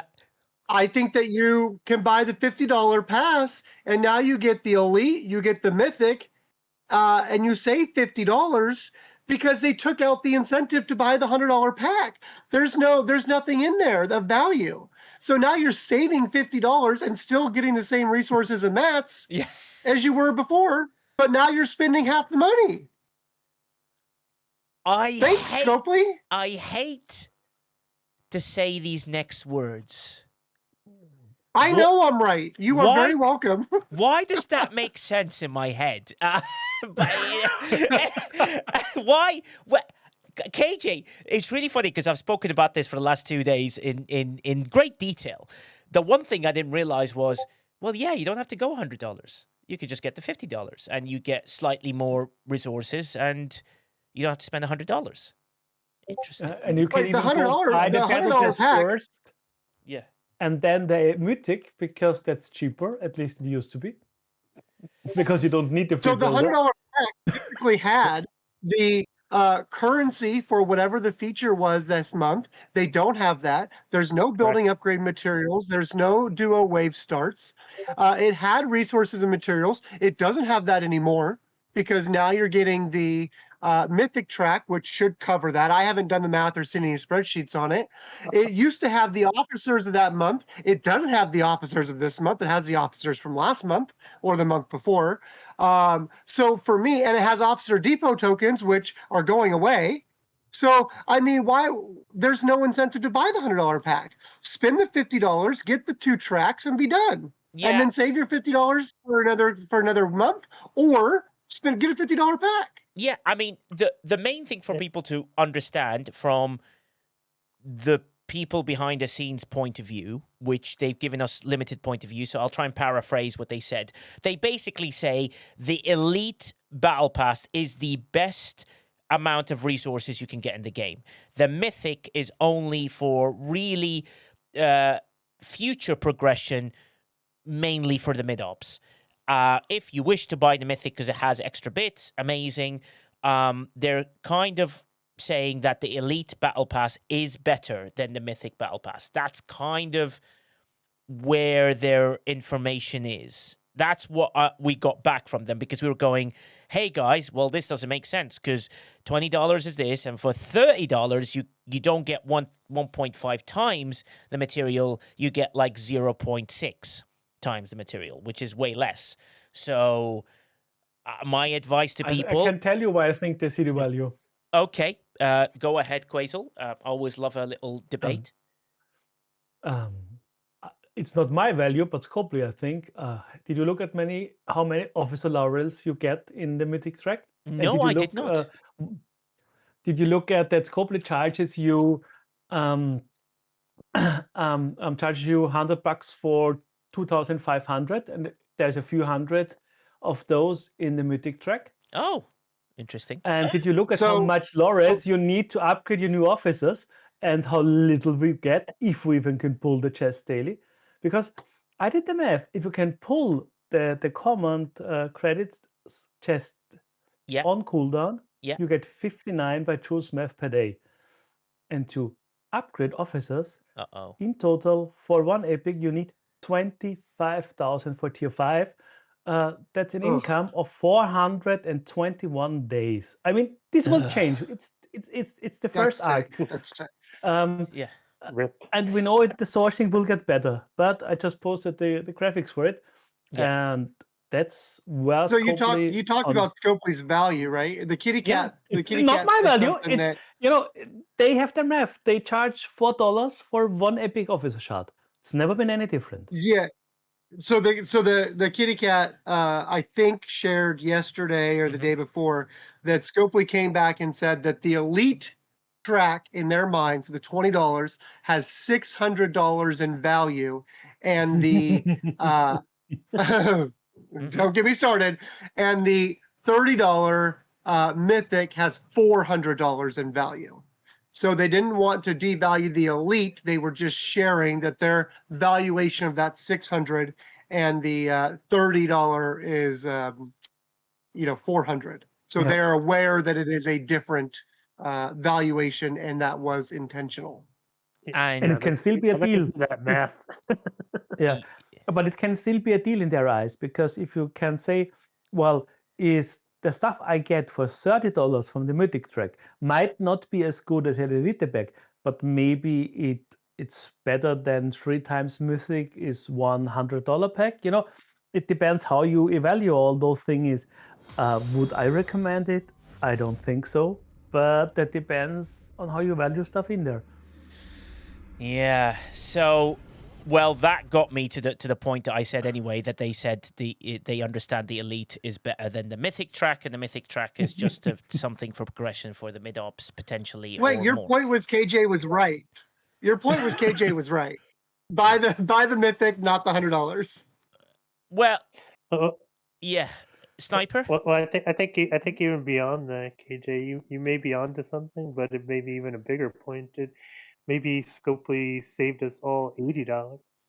Who bought the $100 before, because now I should just buy the $20 Elite ones. Why the hell am I going to buy the $100 ones that give me all last month's crap? Well, also, Sniper, Wally's nailed it on Twitch. He says, let's add confusion to spending. Brilliant. Okay, great. So now you've added a convoluted loop to try and buy a battle pass, because you have to go, wait, what am I getting again? But then Quasel's point with the laurels are very interesting. So for $30, you're getting more laurels, even though KJ said that a CC said that it's $400, because that's what Scopely told him, which doesn't seem... I'm boycotting laurels. I didn't do the full math because it's a lot of milestones, but I saw a lot of them. I think one has 300 and the other one has a few. So you're getting quite a bunch of it. And then I did the math on how much income we have of those. And so Yes. we want to upgrade officers early, especially rares maybe. I mean, you need 400 of those to get them to tier 3. Or 1,000 to get an epic to tier 2. So we're gonna need a bunch of them. Yeah, and also, thanks, Omega J, for the 25 bits. Brian Racer brings up a good point. He says, what good are laurels without officers? So, well, there's another thing to that as well. Yeah, go on. Should we talk about that nonsense? Oh, God. Looking at the obviously the upgrade bit, Yes. you go from 20 to 50, by spending an extra 30. Some people in like the low to mid spenders may actually do that at the end of an arc when they look at it and they're like, well, I need the mats and I need this. There'll be some reasoning in there that they'll think, oh, you know what, this will help me progress. So there is a small bit there as well, not just on the laurels and the overall value of it, but is there something there that will progress me slightly? And and if you think about it, spending 20 quid at the beginning and then another 30 quid at the end feels like two separate transactions. It's not the same. It's not like you're thinking of it all as one big 50 quid spend. So there is a little thing there to some psychology. I think that you may find people just do that little bit of extra spend because they think, I can just get the forward and just get onto the next thing. G6 has laurels. MJ Hat, what is your question then? Because we can help with that one. What was that? So are you not seeing laurels in your refinery? No, I am not. And that's what I was just double checking with somebody else that was G6 that maybe could confirm, because I didn't know laurels were in this battle pass for G7 players. And that's what I just brought up. And then there's a chat that it was supposed to be for G6 getting laurels, because I don't have laurels in any of the options. Okay, G6 players who don't have laurels, can you just DM me screenshots of your laurels and let me try and put a combination of reports together, just to check that, see how it is. Milestone 19 has. If they don't have laurels, how could they send you screenshots of their laurels? Send me screenshots that they don't exist. I'll post a screenshot of my level 19 because there is 300 laurels in the mythic track, and if they don't see that, and there are a few. Well, it's just class honors for the building. No, so McShiz has shown an Op 66 with commander credits that turn to officer laurels. Op 66. Yeah, that's the refinery. I think we're talking about the Battle Pass. Yeah, we're talking about the Battle Pass. The Battle Pass. Milestone 19 of the Elite Can track, you post your correct? Milestone 19 into the STFC Briefings chat so we can see? Yes, please. Thank you you very very much. So Nigel can forward that? Yes, and then we can forward that. One second. I 1000% will. And the thing is, I can go into Hoodlum Nige if you wish. Yo, fam! Yo, blood! Don't let me sort you, you know what I'm saying, yeah? This Milestone 19, yeah, I'm gonna do you one, you know what I'm saying? No. This is not good. No. Come on, Ghost, don't let me do it. Don't let me do it. You know what I'm saying, blood? Yeah. You got different milestone 19. You get Sigma credits. Yeah, 19 for me. 67 is Sigma command credits and Maverick intel. Oh, so they did differently by ops. Oh. And class honors. If you're talking in the elite one, it's class honors as well. So. Oh my God, Jesus! Yeah, that that's makes what I have as zero class honors sense for the building. Well, ladies and gentlemen, I mean, the good news is we have 1, 2, 3 official CCs, not me, that have got a problem to deal with. Try and sort out. It's just like, yeah. And just I know that's a big problem too, but just on Quayle's point on the mythic versus not, like, so there is 600 laurels at least for G7 in the elite pass, but only 350 in the mythic pass, by the way. So for God's even on laurels, it's worse. No, there are more than 350 in the mythic because you have hidden 100 spread out. All right, maybe I missed it. You have 300 and 19, and you have 50 in Where was Yeah, that? and then go check, where was it? I went through it before and I should have taken a note. Then look, for example, because it's hidden behind ship parts, look at your milestone 5. At the end, you have another 100. And Because then, the last milestone has 50.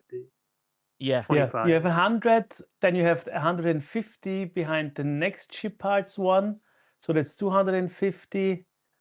Oh, they put them on the And bottom? Oh, that's why I didn't yeah, even they look put them at on the that. bottom because, you hide Oh. stuff that's valuable. I don't even look past the top because it's all the 7-star. I don't care about what the hell is below it. Oh my god! I mean, it is looking like G6 don't get thing. laurels. So Yeah. Every other overall, thing is from at the what I'm top. seeing.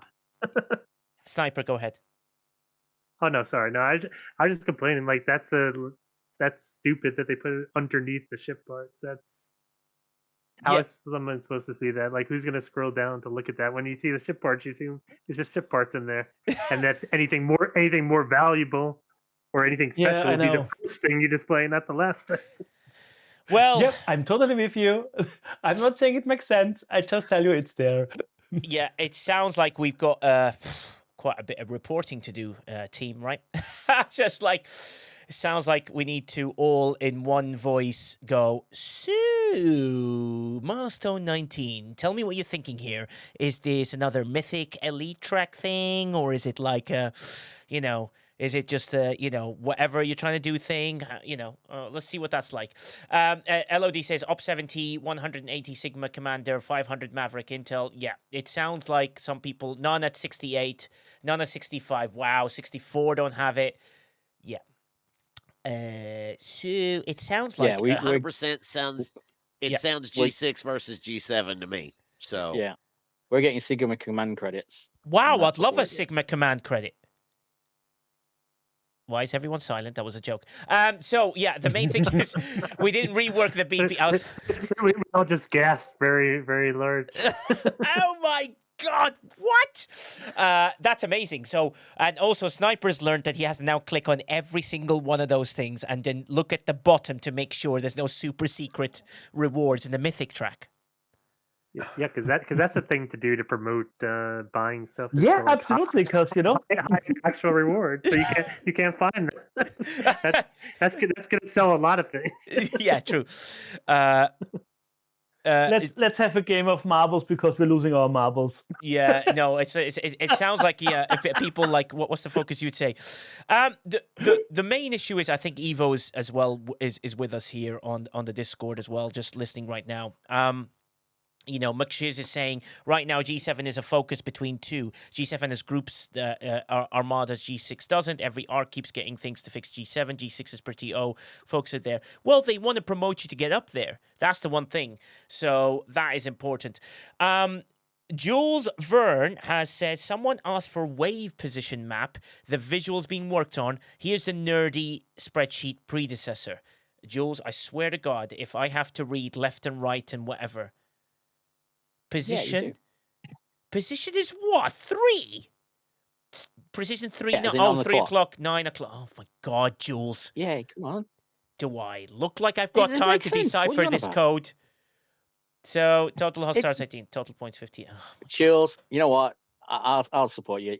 It's great. As my number one fan of the NetNet band, I've got to support you. So. Yeah, clock position. Oh, you're a clock position. So Jules Verne, what? Oh, Jules Verne, I've got an idea. I'm going to send you someone making a pretty graphic that you can print out and put it next to NetNiv band drawing a pretty graphic. That will be our next photo. It's fun. It's like deal done. We've done a deal here, ladies and gentlemen. Whoever managed to design one will do that. Evo, please come back. Please come back. We need you, Evo. We need you back, please. Hammy says, while the Battle Pass is back for most players, the team is looking to why some players aren't seeing it back. So that is no, please, Evo. No, come on, give me a 10% chance, just a 10%, and I'll battle with a 10%. We'll see how that goes. LOD says, have a member who's getting reverted as he was one of the 1700 took advantage that mistake. He's G3. Oh, God. I've posted a screenshot of my little extra rewards from my Ops 64 BP in the events in VIP. Oh, great. Thanks, and Alicia. I'll have a look at that. Oh, dear God. The clawback. Let me read it, and then we can comment, and then probably we'll play marbles to try and calm down. Mm-hmm. I will tell you my opinion. This is the only way they could do it. However, there's a statement in here that makes it slightly too far. A little bit. Commanders, last week we received reports about game issue that allowed research nodes to be unlocked at the unintended, significantly reduced cost. This was an error on our part introduced last week. They admitted their error. Well done. With last week's update, a total of 1,719 accounts have been identified. Thank you for the transparency. We missed this issue and it created an uneven playing field across the community. Today, we will be running a correction script to restore balance. All affected research nodes will be reverted to their proper state for those 1,719 accounts. Any resources Latinum spent on this period will be fully reimbursed. Thank you. If you're legitimately upgraded any of these research nodes afterwards, those upgrade costs will also be refunded directly to your inventory. Thank you again. After this process, some of these players may notice their research trees appear fragmented or slightly out of order.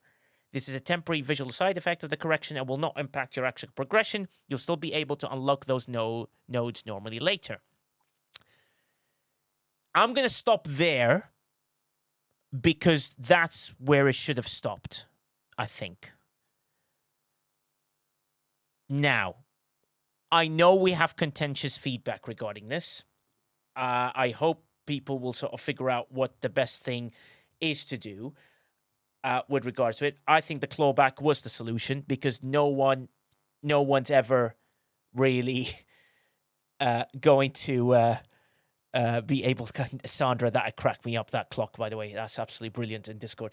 The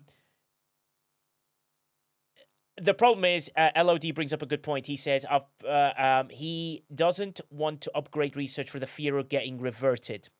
Well, it should be fine now. And that is important to be aware of. Where are you reading this from? It's on official retrieving, on the official. If you click on the official announcements, Simpoli posted it. So Hammy just posted the Battle Pass point. Previous to that, investigating the Battle Pass point. Previous to that, it's quite funny. This is me doing this. Identifying an issue where appears are claimable. And before that is where Simpoli wrote that down. The next sentence is, our goal is simple, protect the integrity of the game while treating everyone involved fairly. We appreciate your patience, resolve this, and continued support in keeping the game fair for everyone else. KJ, I have a feeling that you have some thoughts regarding this. No? I actually don't have too many thoughts. I think that, personally, for me, I think that Scopely should have bit any cost involved in that and should have just left player accounts alone, and they should have learned for the future. Cool if they figured out a way to do it acceptably. I think that it's odd that they're gonna revert some research when some research probably impacted people's abilities to upgrade buildings or whatnot. I think that that's probably going to cause some buff issues or building efficiencies or triggers somewhere along the line that aren't going to be functioning properly. I think they really should have just left it alone. However, but if they found a way to do it right, fine, whatever. But do I think that their goal is simple? Absolutely not. And I will leave it at that. Yeah. Good news is, ladies and gentlemen, Evo is here on the stage. Evo, I'm scared. Go ahead. Sure, I'd call that good news, but obviously I haven't been playing for a few weeks. Yeah. The clawback thing, it's perfectly reasonable, right? Yes. We've all had these bugs come out in the past, and sometimes, as a player, we win out of it where we manage to quickly make the bug, spend it before Scopely can claw it back, and great, Nigel. we get away with it. People are struggling to hear him. But yeah, it's I've raised the volume everywhere I've got. Yeah, go ahead, Evo. If you can turn up your volume. Sorry, I mean the point is, in this case, you win some and you lose some, right? We take a chance on a bug. We knew it wasn't going to be something that you're going to get away with, ideally. And if it works, great. If it doesn't, you can't blame Scopely for actually undoing it. They haven't done anything wrong other than say, you players have lost nothing other than a little bit of time. Yeah. I don't think anyone can go crazy over that. If we got away with it, perfectly great. But you can't call foul when you don't. Yeah, absolutely agree. I think you're spot on with that one. I think clawback was the fairest thing to do. End of. I would agree with you. And I agree with you. Yeah. I don't think you haven't lost anything really by doing it. You're just going to be in the place where you should have been. Yeah. Is what you should be. Ban so now. it's yes, I know. Ban me, Floyd. But it's a tough one. But you know, I think No, it's it's fair an easy one. overall. Was the only way to do it. Yeah, 100%. I mean, more in terms of opinions. You know, it's a tough one in terms of opinions because everybody's got different opinions on it. But I think it's the right call. Yeah, absolutely the right call. It's the right thing to do. I know some people will lose out, and some people will think, "Oh my God, I got treated badly, or I got this treated badly, or whatever." But at the end of the day, you not took advantage, but you saw an opportunity, you went for it, but you got everything back, so you've lost nothing except time, which is absolutely spot on and the best way to do it. Ascendancy is right though. Like the messaging that came out from Scopely was actually awful. Yeah. Their PR team needs shooting. Oh. Because they made it out that the player did something illegal or wrong. No, took advantage of a mistake that Scopely had made. Yes. Anyone would have done this. If I was still playing the game with the lap that I have in my account, I'd be ops 80. Like you just would. Who wouldn't? Yeah. Absolutely agree. One thing I would caution is just be very careful in your phrasing. Scopely is listening to these, and they are taking outside action for any threats or ill will that they feel towards specific people. Yeah. What we're saying is, yeah, what we're saying is, at the end of the day, it's the right decision to do. The communication is slightly off. I think people just the extra line didn't really achieve anything other than allow people to make a comeback to that line. So that's the important question to sort of realize, and that is really important for people to figure out. Tech One, please give me a chance to try and solve your crewing things. We will sort it out in when we get a chance. And I know it's not easy to do these things, and we've just got to work our way through to see how we can get people to achieve stuff in this arc. It's not easy to do. I get it. It's not easy to sort of do that, but you know, sometimes it just needs a little bit of time to sort of figure out. The extra lines, exactly, retrieving. It's like you don't need to say this, that, and the other, and whatever, and all this, and it just the communication just needs to be, hey, we identify an issue, we made an error. We're clawing back these things. You'll still get all your information. You can come back to it whenever you're ready, right? Fair enough. End of conversation. You don't have to say protect the integrity of the game while testing everyone, treating everyone involved fairly, because then people say, well, how about this and how about that? People and how complain about this? G5 scrapping despite being exactly what They it was should have made a announced. joke about it. Yeah, exactly. We screwed up. Yeah. Next time. Yeah, absolutely agree with that one. I think you're absolutely spot on with that as well, Eva, which is very, very important to figure out. We do have someone who's going to jump on stage, and I pray to God, George, it comes with calmness. George, go ahead. No. Allow it. I'm going to try to be calm right now, okay? Yeah. I'm going to try. But this is hilarious because we're just talking about clawback. Copley just took the battle pass out because of some error. Yeah. Some people got today's battle pass paid out. Some people like myself didn't. Because I did the mining back, but I didn't press that because I'm at work. Mm-hmm. Now they just released it. And they gave us a comp check or claim button. Some people just got the battle pass again. Yeah. And I didn't do that because I'm here and I'm at work. Well, guess what? They just now pulled it again. the Battlepass. So people are getting now 2 triple or double dibs on Battlepass. What about the rest of us? Are they going to do something? Well, number one, this happened 17 minutes ago. Number two, you don't know if those materials entered their account and haven't been removed. Number three... Oh, they entered, because I'm looking at my Lions. They're laughing about it. No. Some people got double dipped now. I get it, but George, 17 minutes ago this happened. You need to allow us the opportunity to try and make them aware of this grave, grave error. And I'm sure that they'll sort it, because we can then point them to the treat people fairly and all that stuff that they said, so that it becomes part of the thing. So we will address it. Number 2. Yeah.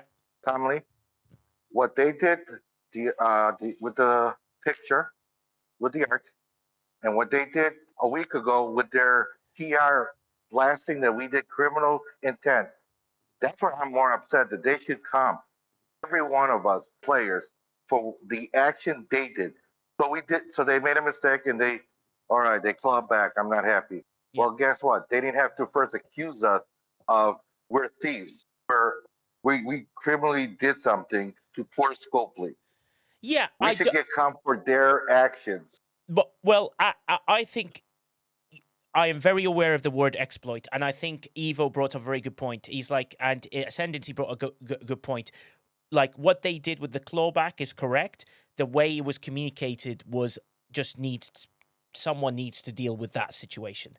So Tech One, they won't be double and triple dips. Trust me, they'll just sort this out very, very quickly, and it won't be something to do that. Yes. 17 minutes, Nigel. I'm really disappointed that you haven't gotten it handled in 17 minutes. 17 minutes. Well, I'm trying to busy doing other things. Plus, I've been working all day. Yes. Yes. The real question, Nigel, is, come on. Do you actually think they're going to do the clawback correctly now? Or is that going to cause a million other problems? Oh, I would rather not answer that question. I'd rather play the politician card on this one, which would be a lot easier. Wow! Thank you, WD5 members, Major Samo, for raiding with 71. Welcome in. We guys are discussing, well, you come at the right time, because we're about to give away some battle passes as well. For God's sake. Where's the line? Asian boy, you and that bloody little redeem. And that's the bottom line, because Cold Steve said so. Yeah. Did I hear Mystic Battle Pass today? Sorry, they have... What was that? What was that? Sorry. Okay. I think he said, did he miss a battle pass today? But no. No, you haven't missed anything today. I said Mystic. I hear that Nigel's giving us our $50 battle pass. No, not Mythic. Quasel is kindly giving away 3 battle passes today, which is absolutely awesome. Which is very, very important. Well, welcome in Major Samoites with the raid, which is very kind of you to come in here with us. If they ever did the first global announcement, which they shouldn't have, then yeah. But since the first global announcement will do that, I can't even log into the game right now. I think they're just doing a few things to try and fix whatever major issues that there are. But Tech One says, sorry, but the clawback was 100% wrong choice from a professional customer service standpoint. I hate that people have called it a cheat. I'm not calling it a cheat. It wasn't. I don't even think it was an exploit. That's a big word. In the UK especially, we don't use that word.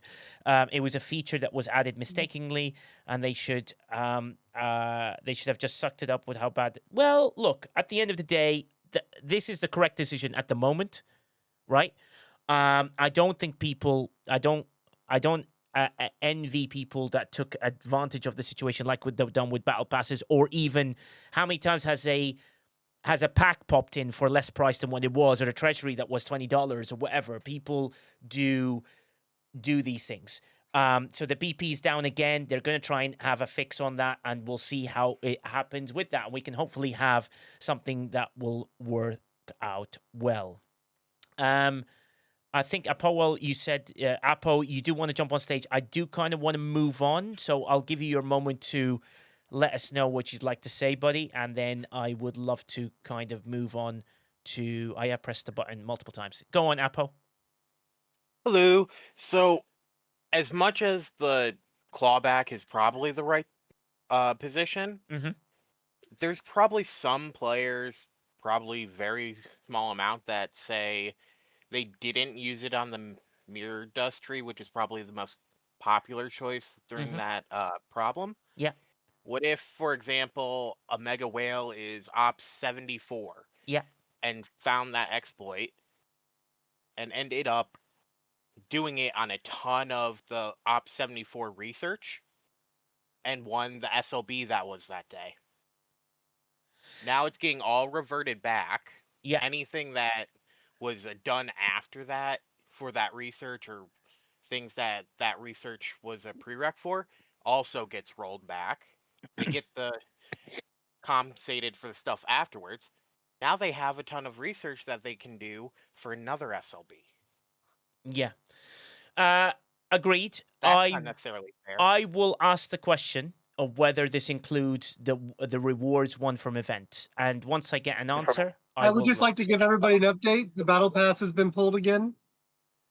Yes, the Battle Pass will be pulled again. Panda Pirate says, can we discuss this weekend's SLB that doesn't give out officer shards, but only a chance at officer shards, where the 5th place winner could get more shards after redemption than the 1st place winner? Hey, Panda Pirate, that means 5th place can win. That's an even playing field, right? Sniper, I know you have thoughts regarding this weekend's SLB, the greatest. Oh, yes, I do. Okay, Sniper, go ahead, matey, go ahead. All right. Well, I don't know if everyone has caught it or not. Oh, God. But I certainly have.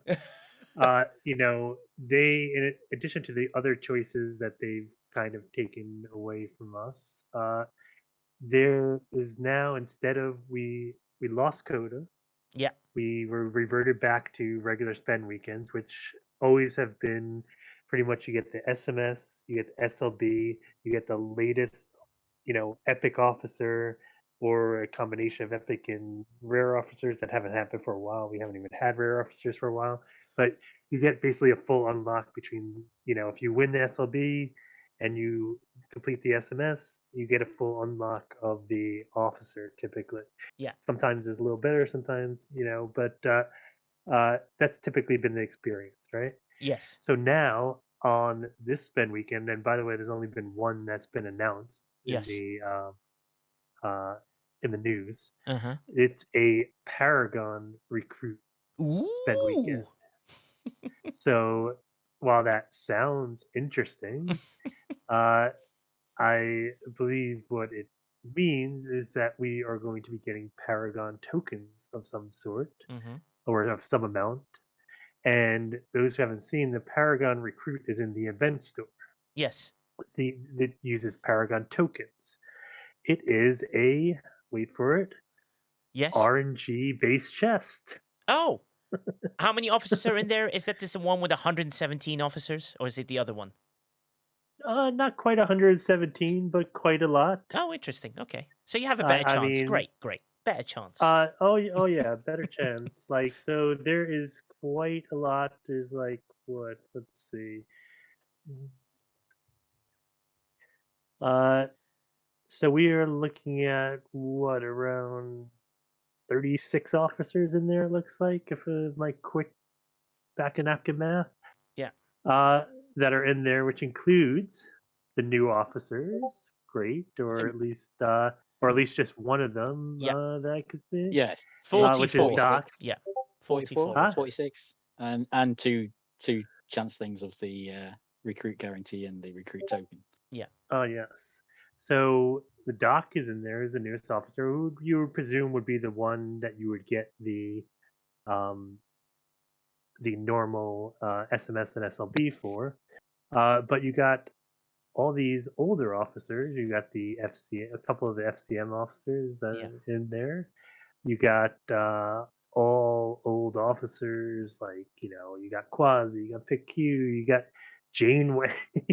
Yeah. I mean, you got even all the way back to 5 of 11. Right? Oh my God! I definitely need more shards of that. That's and don't forget Beverly Crusher. You got to have your shards of Beverly Crusher. That's very critical for most players in today's game.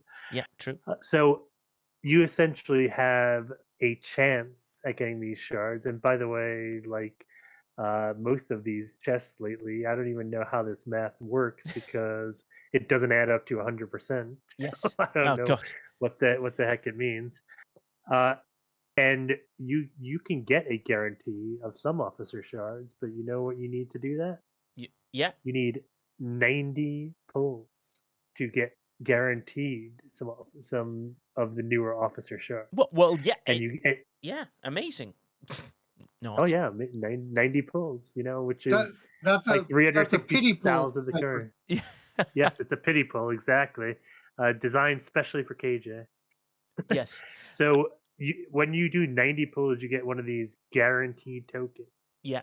And there's 3 buckets for it. One of them is the doc, the newer officer. Yes. Then you have FCM data, and you have Mara. So you do have a choice, I guess, of some sort once you get that 90th pull.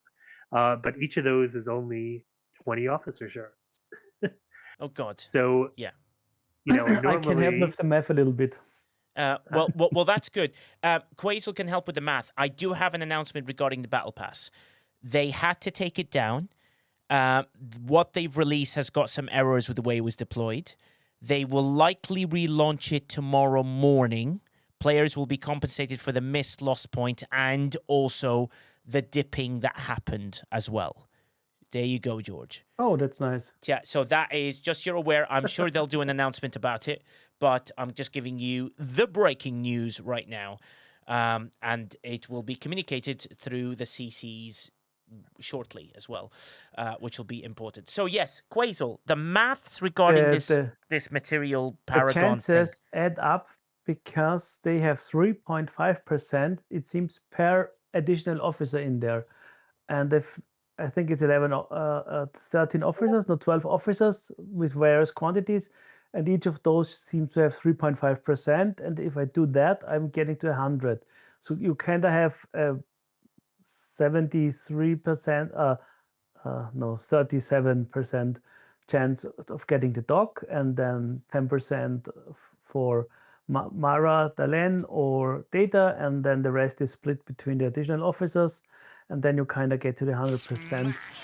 So I find it weird, and I don't know if we're getting to 90 pulls, because that's the next issue. It's neat. That is the next issue. Do those 90 pulls persist, or are they just for the 6 days? Because then people would need to get to 90 pulls to have the advantage of it. So that's a big question mark there. Nigel, maybe do you know anything about it? About which one was it? Can you repeat that last bit? Well, the 90 chest pulls. Yeah, it was amazing. Assume we don't get 90 pulls in 6 days at 18 hours. What then? Then you've got a problem. But no, the main thing is after you sure do. Yeah, well, you've got an issue. Just thought I'd point that out. I mean, are we stating the obvious here? Well, the best thing is after 90 pulls, if you have the worst RNG of our time, if you are a KJ in marbles when it comes to pulling this chest, you will.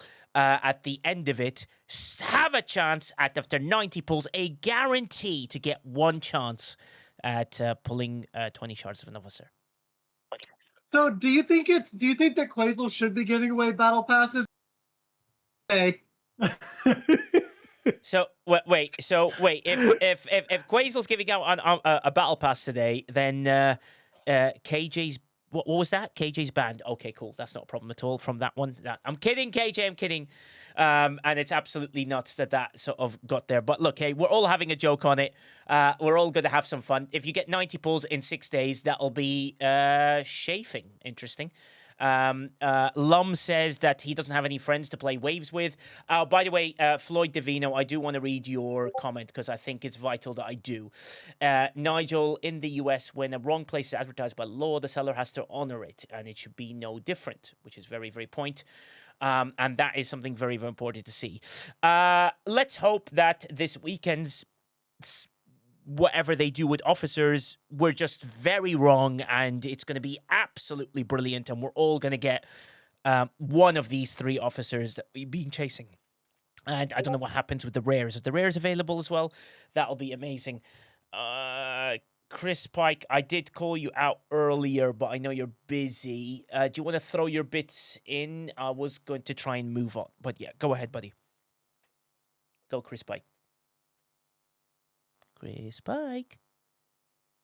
Oh. Yeah, I'm sorry, I didn't mute. Yeah. I mean, I was muted. So I appreciate. I didn't even get to say my bit, but I was just trying to ask if we think because of all the battle pass, all this, they kept messing with the store. I wasn't able to really buy what I might have bought because they kept taking stuff in and out of the store. I'm just trying to figure out, do we think that that's going to come back, or we'll have an opportunity? I would have thought so. It sounds like whatever they deployed has some issues with it, and I think they're just going to take it all down, hand it back to everybody tomorrow morning US time, so probably by the time the EU and UK people wake up, that will then hopefully then revert back the things that probably need to be back in the store, and that's something we can definitely fight for, because we'll be like, well, all this commotion caused havoc, and we could do with just knowing what is needed for that, and I think that's quite vital. Well, I was honestly trying to figure out. I did like. They really haven't been giving us a long runway with some of the starter packs. I thought I had until the weekend to make a decision on some of the starter packs, and I guess I don't know if they just changed the clock or they've taken stuff out. I don't know if it's just because they had a problem with it. So yeah. Because I didn't get a jump start on the building. Oh, okay. Yes. Let me bring that up. Also, I thought I was going to have more time to do that. I thought I had at least until the end of the day, and then it seems to be gone. Yeah, we can definitely ask for that. That's definitely not going to be a major issue to ask for. CJ Becker, just so you're aware, they did say they're going to comp for the missing points, bits, double dips, whatever, everything. Like, they're just going to comp it all tomorrow once they've done the battle passes. And Chris Pike will definitely ask the question about the academy starter packs and things like that, which is very, very important to do. And yeah, to do I mean, that, I know sometimes they give a second chance, like like the first week, and then they kind of put certain packs back out like a week or two into the thing when you have a better. I'm still just like, I feel a little fire hose. There was so much that they released in this content. It was just like, and then just work just overtook my first day here, while we were really trying to absorb what to do. Yeah, absolutely. All right, that was really my only question. I'm not. You guys provided plenty of feedback, and I'll try and watch any of the replay videos I can. Thank you. Yeah, brilliant, Thank you buddy. all. Yeah, brilliant, buddy. Well, I was praising you, saying that you're a very good admiral of your alliance and want players to do well. So you've, I was hoping you'd pop in at that time, but you couldn't. I just timed it wrong. But I appreciate you, Chris Pike. Thank you very much. Panda Pirate says building starter packs were pulled for the multiphasic master event for sure. Well, we can ask them the question. You don't ask, you don't get, right? It's the only thing they can say is no. And if they say no, at least we've asked. At least we know for real now what it is. And then it will be something quite important to do. So with that in mind, just let me check my itinerary and make sure that we have gotten through pretty much everything that we have gotten into the game. And someone get hold of Landshark for me as well. Oh, God. I'm just going to make one comment regarding G5 scrapping. G5 scrapping is designed for you to remove ships out of your building. That's it. Don't look at it in any other way. Don't expect it's anything. Don't also. There's nothing else you're getting out of G5 scrapping. Everything is very, very bonus. Which is I disagree. I mean, I'm getting just under 2,000 G6 rare gas for scrapping my Enterprise. After helps, it takes it down to 54 days, not using the exocomp. I don't know where else I'm getting 2,000 G6 rare gas for my Enterprise anywhere else for free by doing nothing. No. I'm not saying the bonus stuff is not worth it. That's bonus. Amazing. If you wish to do it, that's the way to do it. You put the exocomp on, you probably drop it down to 22 days or 24 days. Then it's worthwhile. You get 2,000 rare 6-star. Great. But it's a way for you to clear. It's never going to get any better. It is what it is, basically. And that is something to be aware of. Niv, can you remove that person, please, that's speaking in that language? in Twitch. Are you on it, bud? Thanks. So that's amazing. Nigel, I have a different take on G5 scrapping. If Scopely doesn't want scrapping to be an income source, then why are they giving back the G5 material so that you can just go build another G5 ship and wash, rinse, repeat? Why not just skip the G5 rebate and just give more G6? Because G6 would give you an income and a bonus when G5 means you can rebuild that ship again. That's what I think they'll do. The problem with G5 scrapping is we're never, ever going to get what we wanted. Did STFC say, did they say no to removing the reverse efficiency stuff? We've only just asked the question yesterday, Ascendancy. It's not been a no, and it's not been a yes either. So we'll just have to wait on that question. Same with the training day question and things like that. So until I get that. 7 days or 1 hour makes no difference at that point. People needed to clear hangar space to be able to do some stuff. Very great for them if they can do that. That'll be really worthwhile for them. So that's the way I'd look at G5 scrapping. That is your way to achieve that. More is more. Hmm? More is more. Yeah, more is more. Chris Pike wants to jump Did you in. hear that, Shockwave Pride? More is more. I was just gonna try and turn it to I don't know how this call went, but I'm sure there was a lot of emotion on all sides. But just on a funny point, I was wanting to see maybe if you could send me a DM on that pity mug that you did for KJ, because I never got to see what you designed for him. Yes, I will send you the design. I will send him the link today. Sorry, I was working today. Is that headed out to you? Okay, so it's not headed out to him yet. Yeah, not yet. Understood. Yeah, exactly. Sniper makes a very good point. G5 scrapping everything I expected it to be, and I'm just glad they added a demolish button. Callis says, have you addressed the milestones in the Conqueror SMS? It went from 4 kills to 10 kills. We have reported this, Callis, so it is being reported behind the scenes. I will give you an answer to that question. We have reported it quite heavily. Arsenic Touch and I both have reported those things. Putt says, that's funny. The math doesn't maths 50 plus days per ship when players build multiple G5 per weekend. If they really want to make room, then scrapping needs to be quicker. Well, no, they just want to, at the end of the day, for you to use a demolish button to clear your hangar for some stuff that you don't really want, and then leave you with the ones you need. And don't forget, it's Scopely. I mean, my ship is at 46 days with my efficiencies. 46 days, and now I still don't have Syndicate 63, and I don't have the new artifact, so that would be even lower, maybe 40 days-ish. Yeah. And then maybe Scopely adds another source of scrapping speed, because they always do that to sell it, and then maybe they sell us a second scrapper crew, scrapper, whatever, it's getting late. Yeah. And then suddenly we can do it in 20 days, and everybody might be happy. Or they sell the EXO, so many options. I'm happy we can get rid of the ship and still get something out of it. Yeah. Key point as well, just to try, I'm trying to move this on quite fast so that we don't end up doing too long, is the Officer Depot tokens is going. It is getting replaced with the Paragon and Cerides. Make sure you spend the Officer Depot tokens. Or is that a good thing? No. Yes. It's bad. It's so many officers, and it adds RNG, and it pays out less, because you're only getting 2 rare shards for 4K, while they currently cost 1.3. That's a fraud, if you ask me. Yeah. Do we have a timeline on when they're yes, Xing them? It's on the actual bundle. Officer Depot tokens bundles all have a timeline. I think there's like 26 days left, something like that. Sorry, I should have looked. Yeah, no. It basically goes till whenever the next arc begins. So it was 30 days. It overlaps it by a little bit. Yeah. But they added an RNG thing, and made it a year long. Yeah, think about it as ultra chess tokens 2.0 or whatever. They're getting rid of it.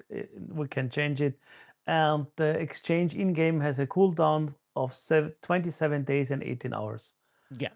361 days and 18 hours. 361. No, for the old exchange. I was talking about the old exchange because this was the question beforehand. Yeah. So you have 20-ish days. Don't wait too long, because you might forget it, and get the best deal out of it.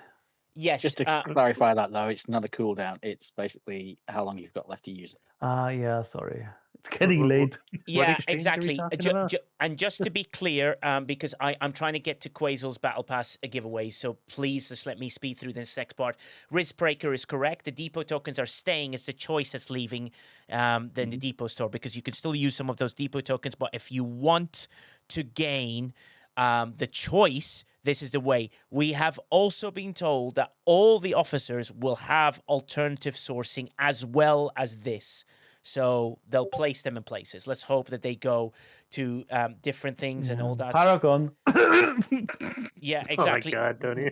Just like, well, it's more than Paragon. It's everything that sort of has happened with that. So just so people are aware of that and give you towards it. I'm trying to get to the Battle Pass. So this is your time to summon your friends, your aunties, your uncles, your KJ's buddies, KJ's feet washer, KJ's PJs, whatever you want to call yourself as your alt. Come into here, and we're going to start one of our 3 Battle Pass giveaways, courtesy of Quazel. Quazel's giving them away on this stream. Very thank you, Quazel, for doing so. KJ has friends. Yes, KJ does has friends. He does, I think, have friends. So here we go. KJ do friends have. KJ do friends have. Okay, which is very important. So, while we're on there on Twitch, we are on Marbles. Exclamation point play in the chat to win one of 3 of Quazel's Battle Passes, given away courtesy of Quazel, stfc.cc, stfc.bhd. Can you turn off bits so no one kills me? No, we need all the bits.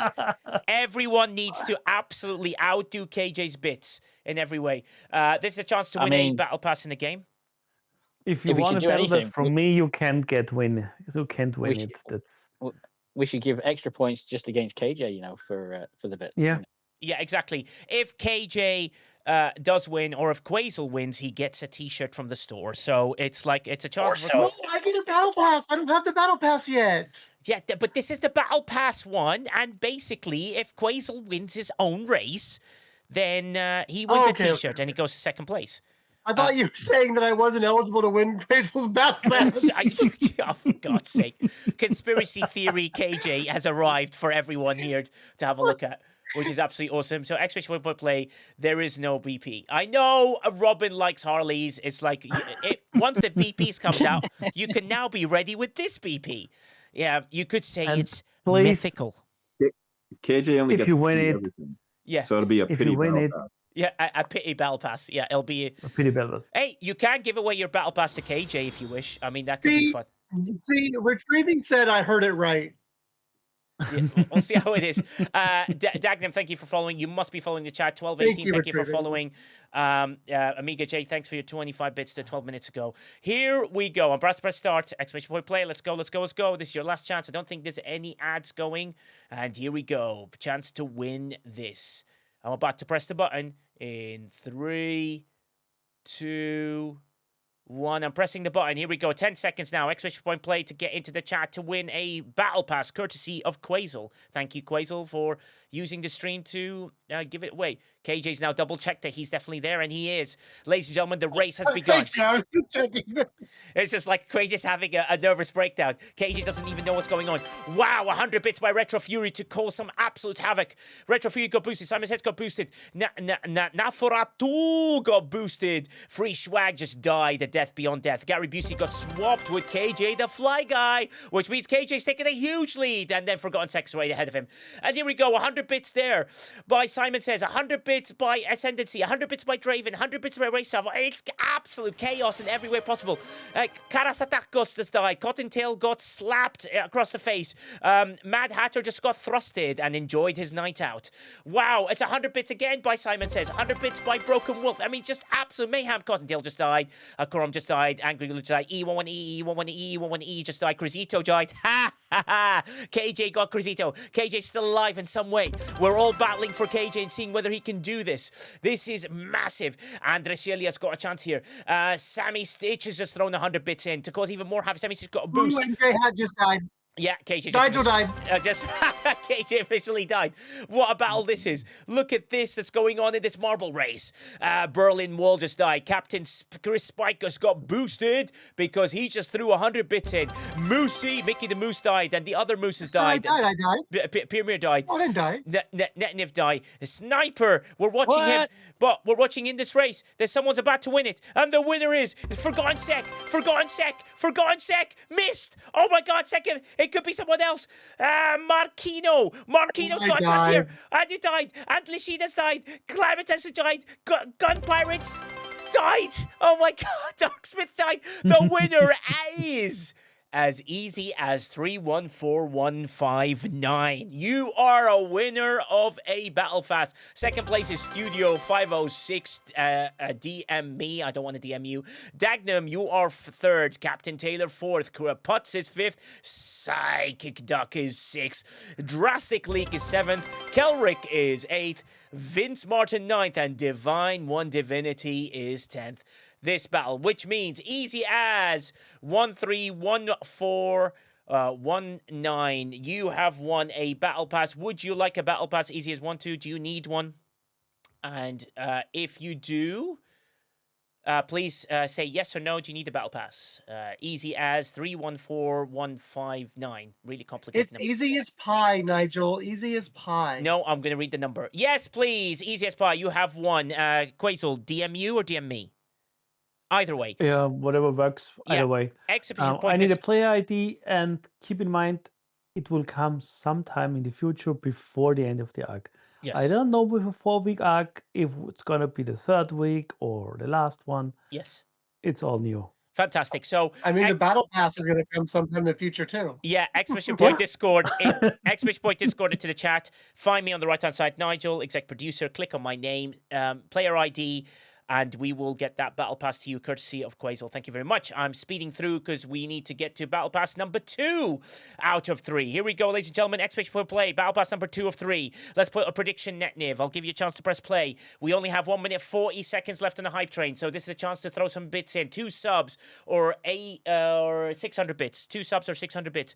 Go, go, go, go, go, go, go. Let's go, let's go, let's go.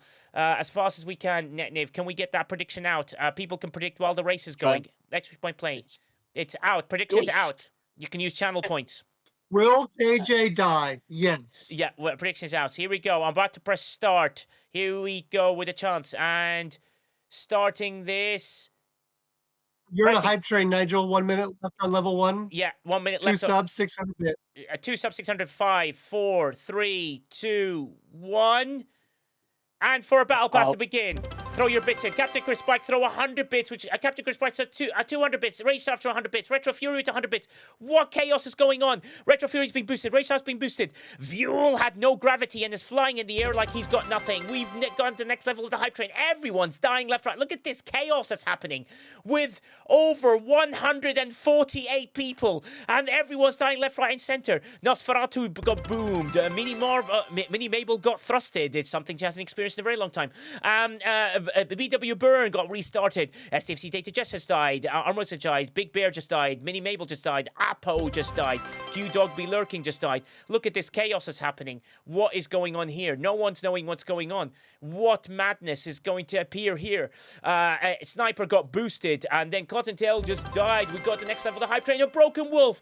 Wow, Broken Wolf with a fantastic set of gifting 2 tier 1 subs. Thank you very, very much. That's very kind of you. This more too. Phil the Bastard is doing really well. And Stony Dude just died. Oh, Stony. Oh, Stony, I miss you, buddy. I really do.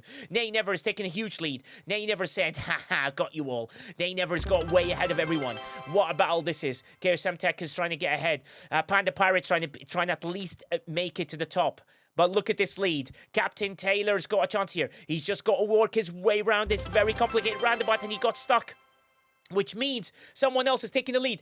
Emilio Estevez is getting the lead. Not Emilio Estevez, I read that wrong. Not the fantastic actor from The Mighty Ducks, but 5 Mirth v. Stephen. And Calamy Stead's got a chance here. What a battle this is. This is going to continue. 5 Mervyn 7. My God, come up with better names. 5 Murph, 5 Murphy 7777. He's got a chance here.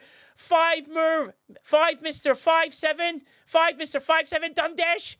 5 Mr. 577. You have won. 5 Mr. 577. You have won. Would you like a battle fast, my friend? If you do, exclamation point Discord into the chat. Find me, Nigel, on the right-hand side. Player ID will be needed. Otherwise, Jim PI wins if he says no. 5 Mr. 577. Here we go. My God, everyone's dying.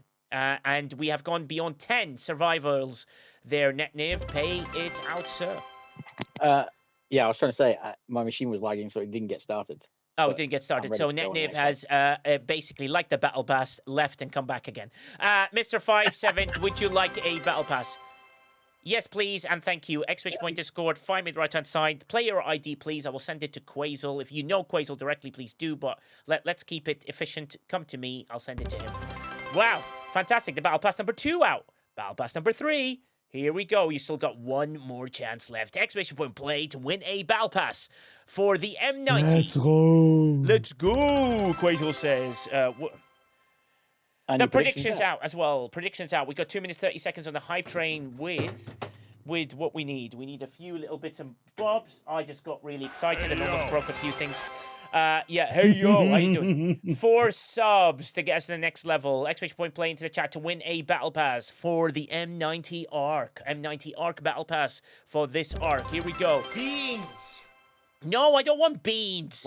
You have beans. Long as it's not KJ, man. Long as KJ doesn't win, I think we're okay. No, KJ could win this. This is KJ's moment. KJ, you... MJ has... What do you mean? KJ, if you have bits, I this is your support moment. KJ winning. Oh, because that's mobbing. I mean, come on. I'm telling V-Neck that you're not a super friend anymore. It's just, oh, for God's sake, you're the super friend. Super big time, We super enemy. NDA. Yeah, to do that. Quasel, this is your moment of happiness. We appreciate this. Guys, a great plan. If you do want to help us out by getting into Partner Plus, do think about subscribing. Why so serious, Bang NetNiv? One day I don't die. Okay, here we go. I'm pressing start. 9, 8, 7, exclamation point play. The prediction's out. You could win everything. Your channel points, your life, your whole world is coming together at this moment. Iron Fister, you made it in at the very last minute. Fantastic to have you here, Fisty. Here we go. The battle happens. KKC's in the lead. She's trying to beat Mini Mavel. Oh, wow. 500 bits by Rage Starve and Absolute Chaos. 1,000 bits by Sammy Stitch. There's chaos everywhere! I don't even know what's going on. Gun died. Someone's been dingled. Berlin one's been thrusted. Mini Mabel's had, like, multiple partners. I don't know what is going on anymore. Oh, someone got restarted. Moosey's just died. J-Babes has landed in the right place. She's got a chance here. J-Babes taking a huge lead. Ascendancy died. Drastically just Die Cute Hubby just got swapped. Pyramid got swapped. QB Lurking had no gravity, but he's still alive. J-Babe's just going round the roundabout. Round and round and round we go. Everywhere and overflow. Here we go. Chronox being dingled. That means that you're someone from Berlin. Not an overflow. We don't have overflow anymore. Overflow. Oh, God's sake. KJ is trying to be politically correct again. Lum is taking the lead. Lum has got a chance here. Can Lum do this? No, someone kill Lum. Someone kill Lum. Lum has gone round the corner. He's way ahead. STFC Data just aside. Crazy just aside. KKC just aside. Lum is massively in the lead. Lee's been boosted. Sammy Stitch has thrown boosted. Wow. There's 100 bits being thrown by Retrofew. 100 bits by Draven. 1 bit by Captain Chris Pike. Lum is still ahead. Lum has gone past. Lum, you jumped over the hoop. You actually missed it. Lum, you need to go through the hoopy thing rather than against Thank the you, hoopy. Sammy. Oh, Maniac is now ahead. Maniac. Oh. He's gone ahead. And the winner is, they all missed. Everyone's missing. Maniac wins. And the mother of that. Lum says, mother bitch. He missed. What a win by Maniac. KJ was second. Maniac, if you do not accept this battle pass, if you do not accept... KJ second. Gotta be kidding. And there's over 10 finishers. KJ finished second.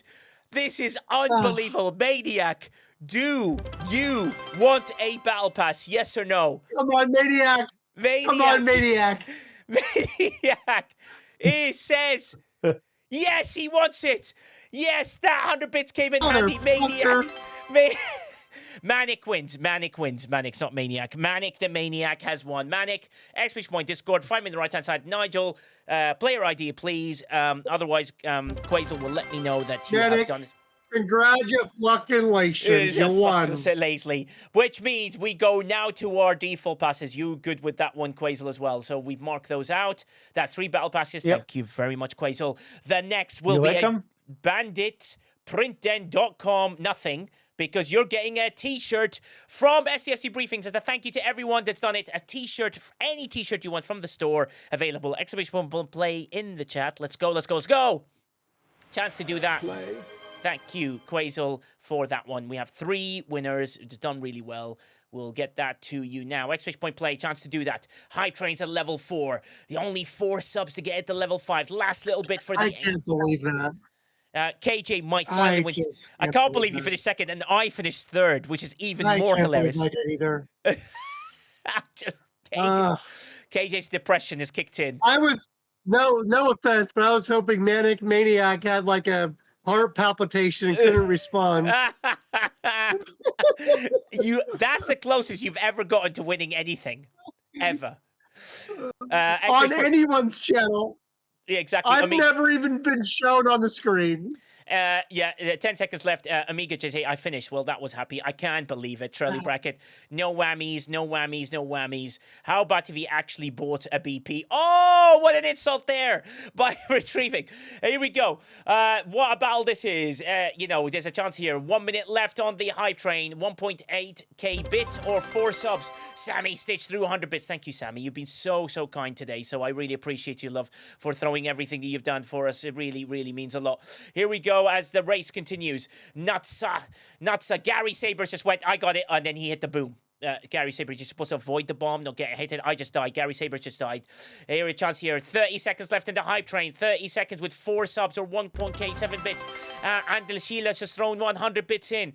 Come on, being big. JPS got boosted. Retro Fury got boosted. 100 bits by Retro Fury. Niv just died. Everyone just died. 20 seconds left, and we only need 3 subs. 3 subs to get us to the next level. Get us to level 5. We might even give a jacket if we can get it to finish off level 5. Here we go.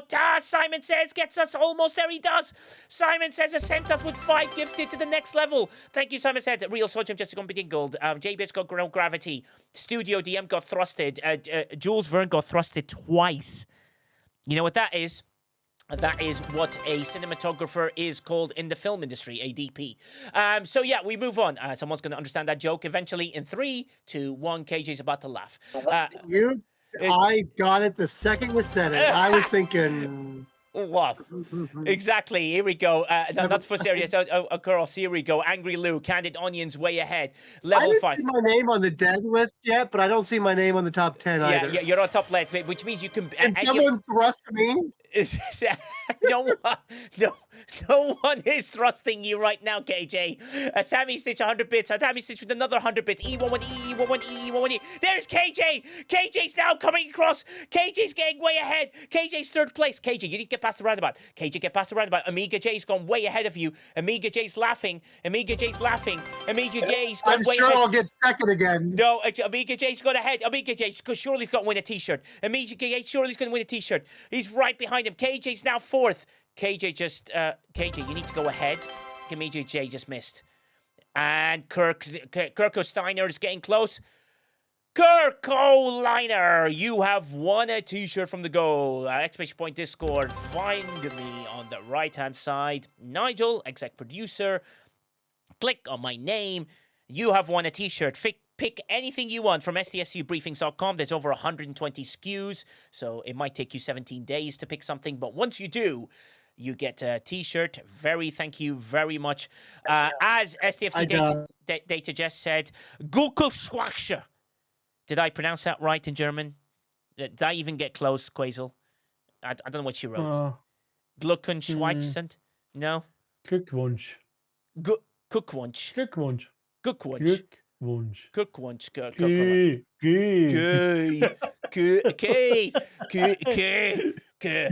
Yeah, exactly. And let's go for another t-shirt. Cookies, watch find me the right-hand side. Irvin Meitze. Exclamation point play to win another t-shirt from the store. Irwin Meitze. I'm getting there. Am I getting close here, Quaisel? Exchange point play for another t-shirt from the store. If we do reach a level 10 hype train, I will transfer it to a jacket if you wish.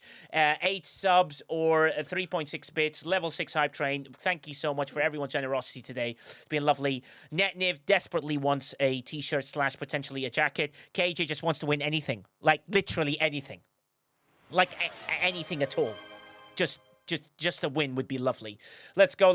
I can't believe I placed second. Unbelievable. You're so unhappy. It's unreal. I was so close. Yeah, exactly. So close. Just make sure you give those back, those BPs. But now I'm tempted to rename myself just to make Nigel pronounce my name. Jechika. Did I pronounce that? Have I thrown enough spit in that one? Chorizo, not chorizo. Crisito, not the amazing Spanish sausage which tastes amazing in an omelette. Crisito has joined. Dundesh, come on, exclamation point play. Let's go. And press start. 10 seconds. Here we go. That CVDB2U could win a Borg t-shirt or the fantastic Borg sweater that Ruby has bought as well, which is very kind. Here we go. The race begins. The battle continues. Here's a chance to throw some bits beyond anybody else. Panda Pirate's taking an early lead. Peace and Assimilation's gone way ahead of him, and everyone exploded to a death beyond deaths. Here we go. 8 subs or 3.6k bits to try and cause some absolute havoc here. The lead is continuing. Fatui is taking the lead. Panda Pirate's going way ahead. Panda Pirate's saying, haha, I'm going to win a t-shirt. Panda Pirate's going way ahead. He's got too many mugs. He wants a t-shirt. Tavi Moses right behind him. There's a chance here. Grisito is a son of a, according to KJ. Tavi Moses taking a huge lead. What a battle this has been. And here we go. Panda Pirate's still ahead. Panda Pirate's trying to work his way through. Panda Pirate's trying to figure out how he's going to do this. But Panda Pirate's taking a huge lead. Panda Pirate is winning. Can Panda Pirate continue his beast? Everyone's throw boots. Retro Fury. 1 bit by Brian Racer as a thank you for that one. Sammy just sticks with 100 bits to cause some havoc. Cottontail. Lum just died. Nah. Oh, God. Never seen someone sound so happy that Lum died. Retro Fury's trying to work her way through. Retro Fury like she might win that t-shirt. It looks quite interesting because you can see her in the far end. Retro Fury's taking a huge lead. Retro Fury's working her way through as we're trying to work at Surdan's. We're watching Surdan, but here we go. Retro Fury's in the lead. Panda Pirate just died. People have died. Captain Chris Spike just got boosted because he just threw 100 bits in. Retro Fury 50 bits to try and cause minor chaos. Retro Fury looks like she's going to win this. Retro Fury, you just hit the thing. You got to go through the bubbles. Go through the bubbles. Lady Patoo's trying to get ahead. Lady Patoo's taking the lead over Retro Fury. Retro Fury, gotta hurry up. Retro Fury. Move faster, Retro. And you both got bombed. And you both died, which is very interesting. Captain Taylor takes a huge lead. Don't hit the bomb, Captain Taylor. You're going the wrong way. Oh my God, Draven. It's got to be Draven. Captain Taylor, you are the winner of a t-shirt. Crazy, you finished second. You never ever finish. Crazy finished second. That's absolutely amazing. 30 seconds left on level 6 hype train. 6 subs or 3k bits. A gentleman finished second. Ich meine, that's easy. Captain Taylor, you win a t-shirt. Please, exclamation point Discord. Find me on the right-hand side. Nigel, except producer. Pick any t-shirt you want from STFCbriefings.com and it'll be yours. 10 seconds left on the hype train. Thank you so much for everyone's generosity. It looks like we're going to end there. Are we going to end there? And Captain Taylor, congratulations. The hype train ends absolutely beautifully. What a conversation. What a moment. What absolute brilliance. What chaos. What beauty. And we'll end with a video and we'll raid to see who's out there. Give me some raiding sort of advice. I do have some of our friends online. Choo choo, Sammy Stage. Thank you, everybody. Wow. What a stream. What beauty. What brilliance. I support each and every one of you. Please hold with me because I want to send a big raid as a present to somebody. Let's support someone new. Let's go with the video as a thank you.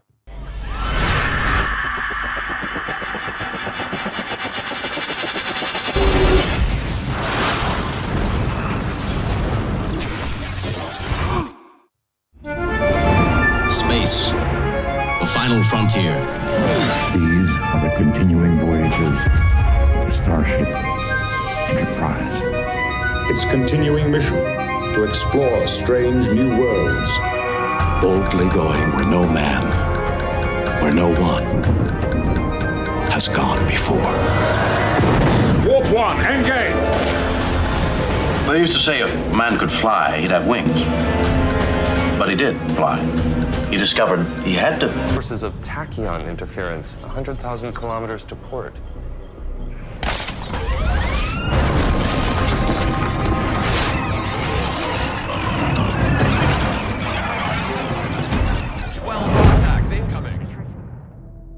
Here we go.